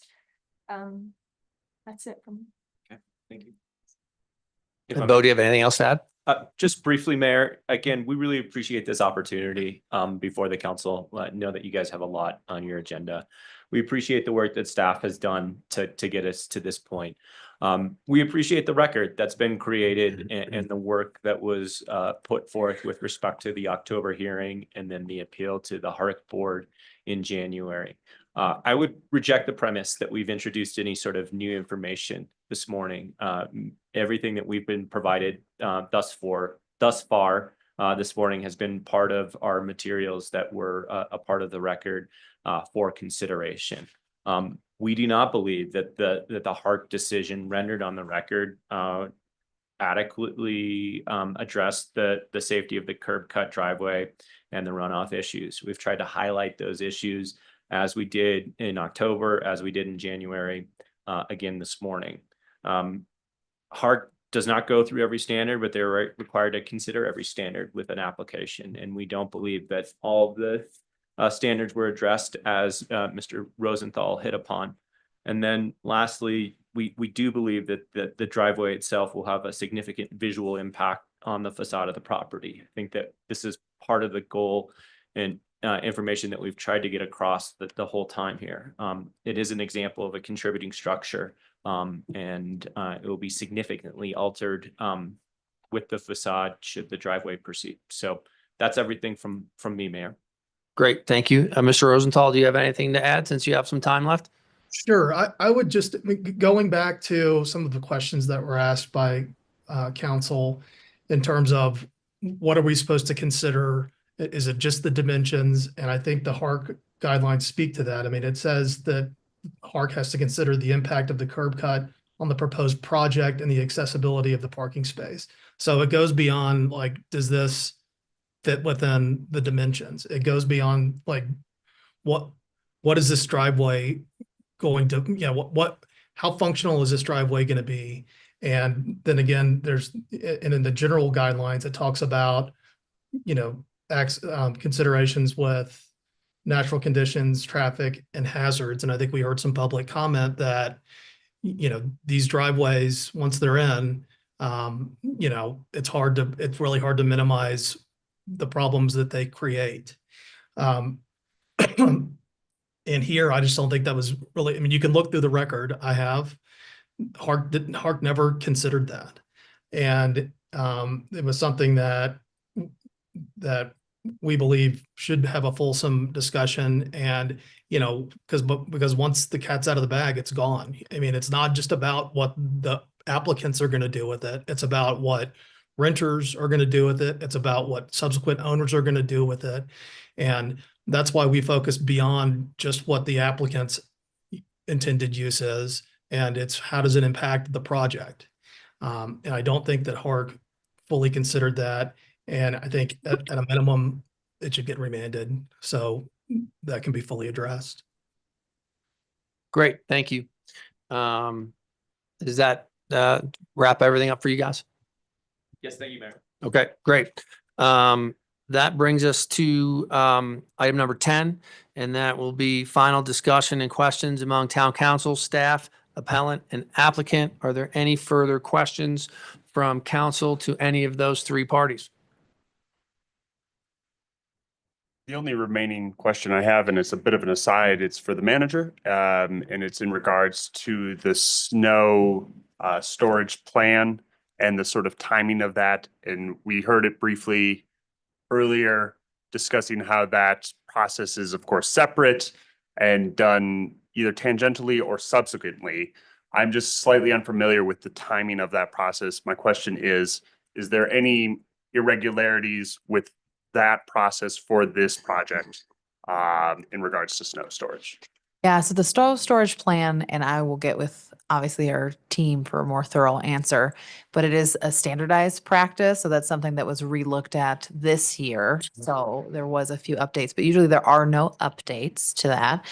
From an overall large plan standpoint of where we are going to have snow storage. I think it always depends on the weather and how much snow we have to store for the actual decision making of where they're going to store it. But my question is, for this particular application, the fact that there has not been a completed snow storage plan that has been approved by the manager's office, that is not irregular, correct? Correct. Thank you. Yep. Okay. Any other questions for staff, the applicant or appellant from council? I guess I just want a clarifying question that the drainage is something that, this is a question, not a statement. The drainage is something that goes to Public Works, not to Hark. So that issue, even though like I have questions about that, it's not something we need to deal with this. Okay. Yes, and there will be requirements for on-site, stormwater drainage, like retention, all of the rest, as part of that next step, and it'll come into the building process, and building permitting process. So. Okay, great. Any further questions or discussion with staff, the applicant or appellant? Okay. Seeing that, we are going to close the discussion between the staff, appellant and applicant. I want to make sure that before we go into our deliberations, that each council member has all the information they need to render a decision. Is everyone okay with proceeding and have all the information you have to move forward? Seeing everyone in agreement, I am going to close the public hearing aspect of this quasi judicial public hearing and hold any further town council deliberations and see if we will get to a motion after any further deliberations. And at no point, I want to remind everybody that no additional comments at all, even on the substance of a motion, can be received by the town from the applicant, appellant, opponents, or any member of the public. If council has any questions on that, we can bring Kevin in for that. So I want to make sure we understand that aspect of this public hearing as well. Seeing no further questions, is there any comments among us that people want to discuss? I have a comment. Can we bring up the 5 points like we were mentioning that we were going to do when we got to deliberation? Great. Yes. I think that's important. Thank you, Ashley. I'm a little concerned about the comments made that based on Chairman Shambaugh's comments that maybe he made, not intentionally or whatever, that had a chilling effect on people's opinions during public comment, and that resulted in people not making public comment or feeling like their public comment wasn't heard. That does give me a little bit grounds for pause on this. I think that that's unfortunate and is something that I think we should at least touch on. I think that we have these 5 points. Again, I think that, there's, as we discussed with guidelines in particular, and, with their application, we discussed, there's obviously a lot of flexibility that's given to Hark or the chairman in their decision-making. And that, that might allow for differences of opinions in certain things, but that, doesn't necessarily fall outside of abuse of discretion or exceeding jurisdiction. So those are kind of my two comments. I don't know if anyone has any other input about what I said. Yeah, I would love to like follow up on Chairman Shambaugh's comment about making notes to prepare for a motion. You guys know I'm the HARC liaison. I feel like that is an essential part of being someone on the HARC board, of constantly taking notes about the details, the conditions, like what's going on in the discussion. Because then at the end, sometimes there is this kind of conversation of like, okay, how do we put the motion together? So that feels pretty standard in terms of how that board functions. You do need to take notes while you're discussing things because there are a lot of nuances and conditions that get added. So for me, I like can see why that got flagged, but I don't think that the interpretation of that he had already made up his mind is necessarily fair. Because I think to have a chairperson making decisions who's not taking notes feels more problematic. So that to me felt like a non-issue. That's my personal take on it. I would love yeah. Sorry, I didn't mean to interrupt if you were still going. No, Just no, had thoughts I I'm wanted to good. share. I agree with what you're saying. The only, and I don't even know that this is, none of us have a crystal ball and can read Mr. Shambaugh's mind. The words that would maybe appear problematic from my perspective are, quote, in preparation for a motion. And there could be an implication from those words of, I am getting ready to make a motion at this moment. And at that moment, he had not yet heard public testimony in the meeting. He had received public comment through our open public comment. That is, I don't know that is reaching to the level of arbitrary or without proper evidence in my mind. Again, he had clearly already reviewed public comment that had been received. So there was that. He had just not taken public comment in that open meeting, which he is, of course, legally required to do. So that phrasing is slightly awkward. And I think Ashley's phrasing of a chilling effect is somewhat appropriate, but I don't know that I can say conclusively that it meets one of those criteria that we are here to determine today.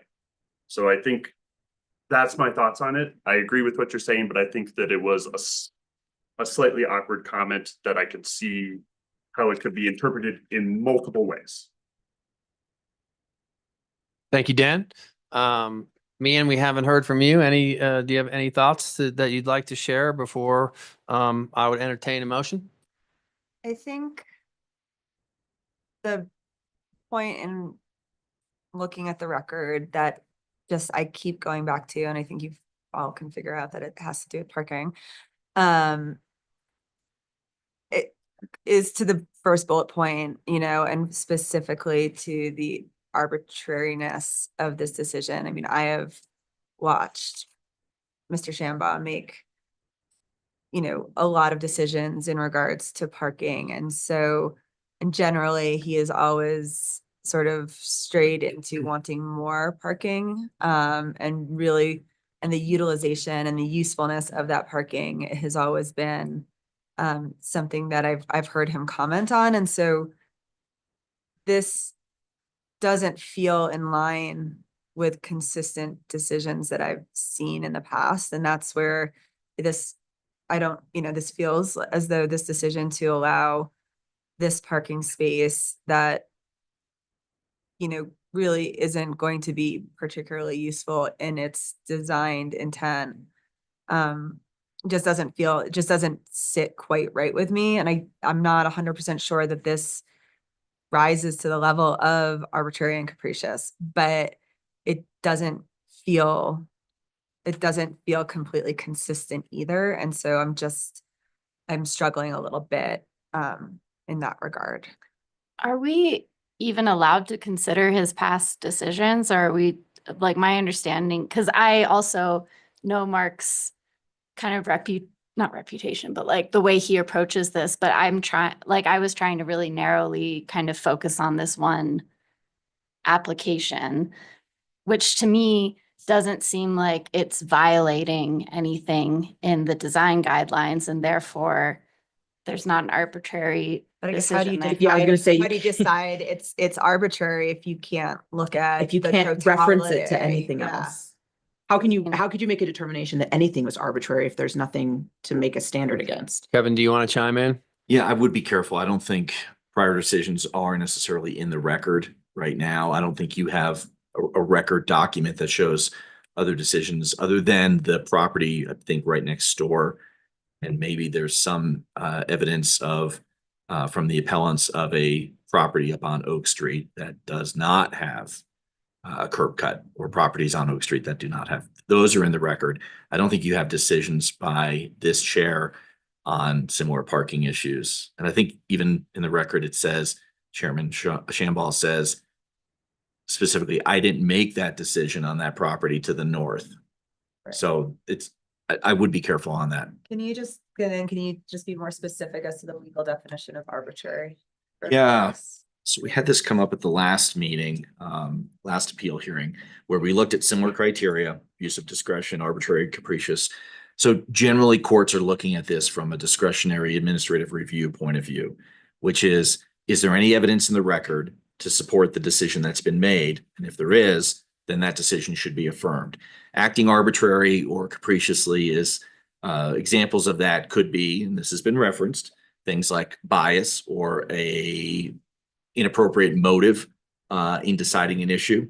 That could be an arbitrary or capricious decision. Considering evidence not in the record could be an issue. Acting unfair or limiting comments, public comments, things like that. Not taking public comment, that could be an example of arbitrary and capricious. I have some other notes. I can look back. So then. Go ahead. Just because that just kind of rang a little bit of a bell. So then when we talk about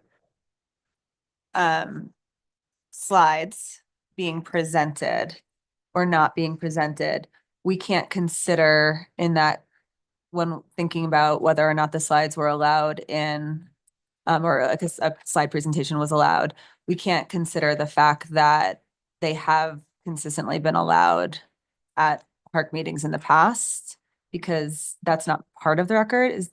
Am I understanding that correctly? Yeah, I would look at it a couple different ways. One, I don't know that the record does reflect that issue or has background on that issue, but I would respond two ways.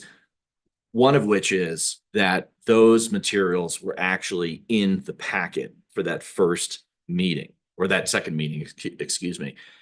The fact that you can't broadcast them or present them in the manner that you want to present them doesn't mean that they were excluded from the record. They were in the record. And then the other follow-up I would have on that is at the full Hark appeal on January 15th, my understanding is they were able to be broadcast at that point in time. So even if you had some sort of a defect at the earlier one, I don't think there is necessarily, but if you had some sort of a defect, that defect was remedied at that full Hark appeal where the applicant, or excuse me, the appellant had the ability to present and broadcast those slides the way they wanted to. And I think that's very clearly in the record. You know, due process in its very basic nature, due process is two things. It's notice of the hearing and then, quote, an opportunity to be heard. Clearly, nothing was violated here when there was a preference by the chair as to how he wanted to receive that information, and he did not want to have it broadcast, as I understand it. The fact that you can't present your message or your material by broadcasting it, I don't think it's a due process violation. It's in the record. So I'll give you another example, and this is not going outside the record. This is just due process case law.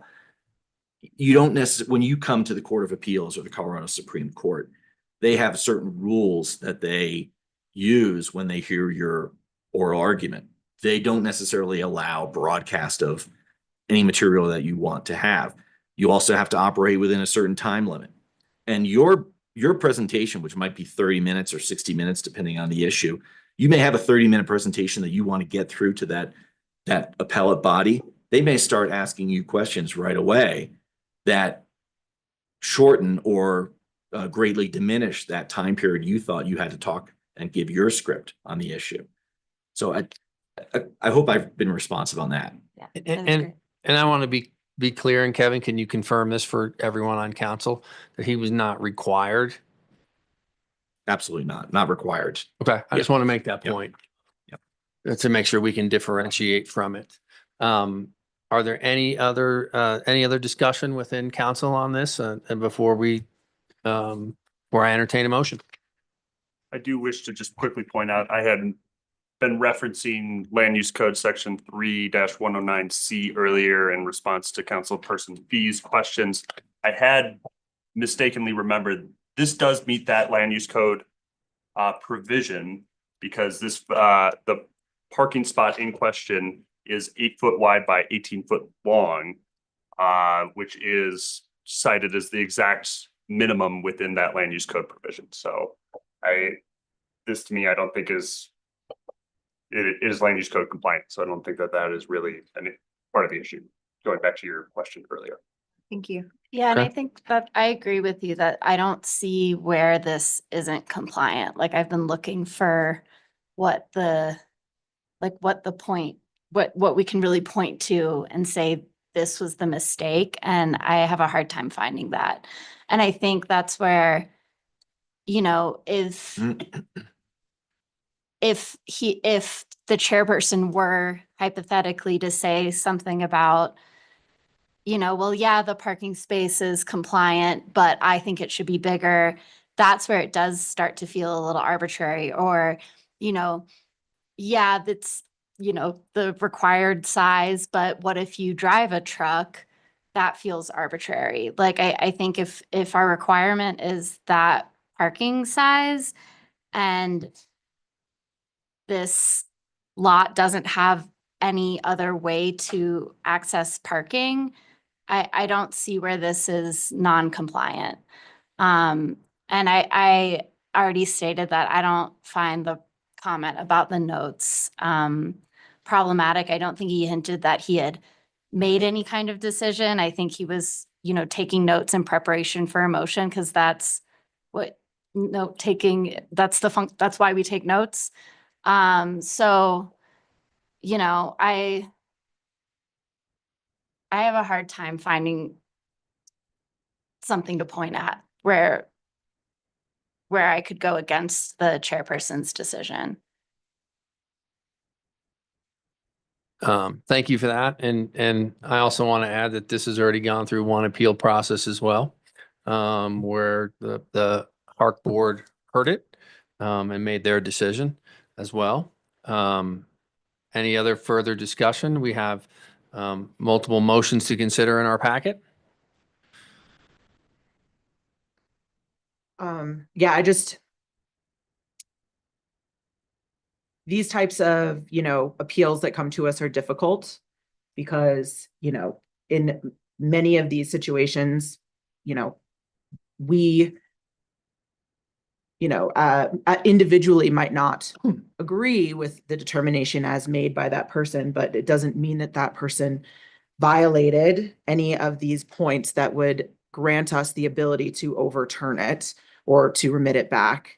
And I feel like, when I see these things come forward, I will and have and will continue to keep that as the baseline for every situation of that comes before us in appeal. And I feel like this, again, I haven't seen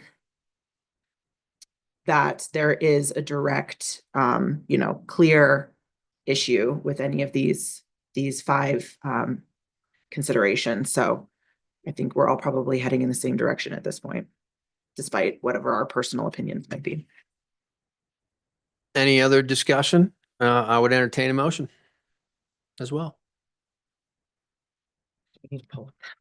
I move to direct the town attorney to draft a resolution to affirm the January 15th, 2025 Hark decision on appeal, to affirm the October 18th, 2024 Hark chair approval of a proposed minor scale addition and alterations at 129 North Aspen, based on the findings in the staff memo dated October 18th, 2024, and with 3 conditions pursuant to Land Use Code Section 7-203A1C2 and Land Use Code 7-203A3C2,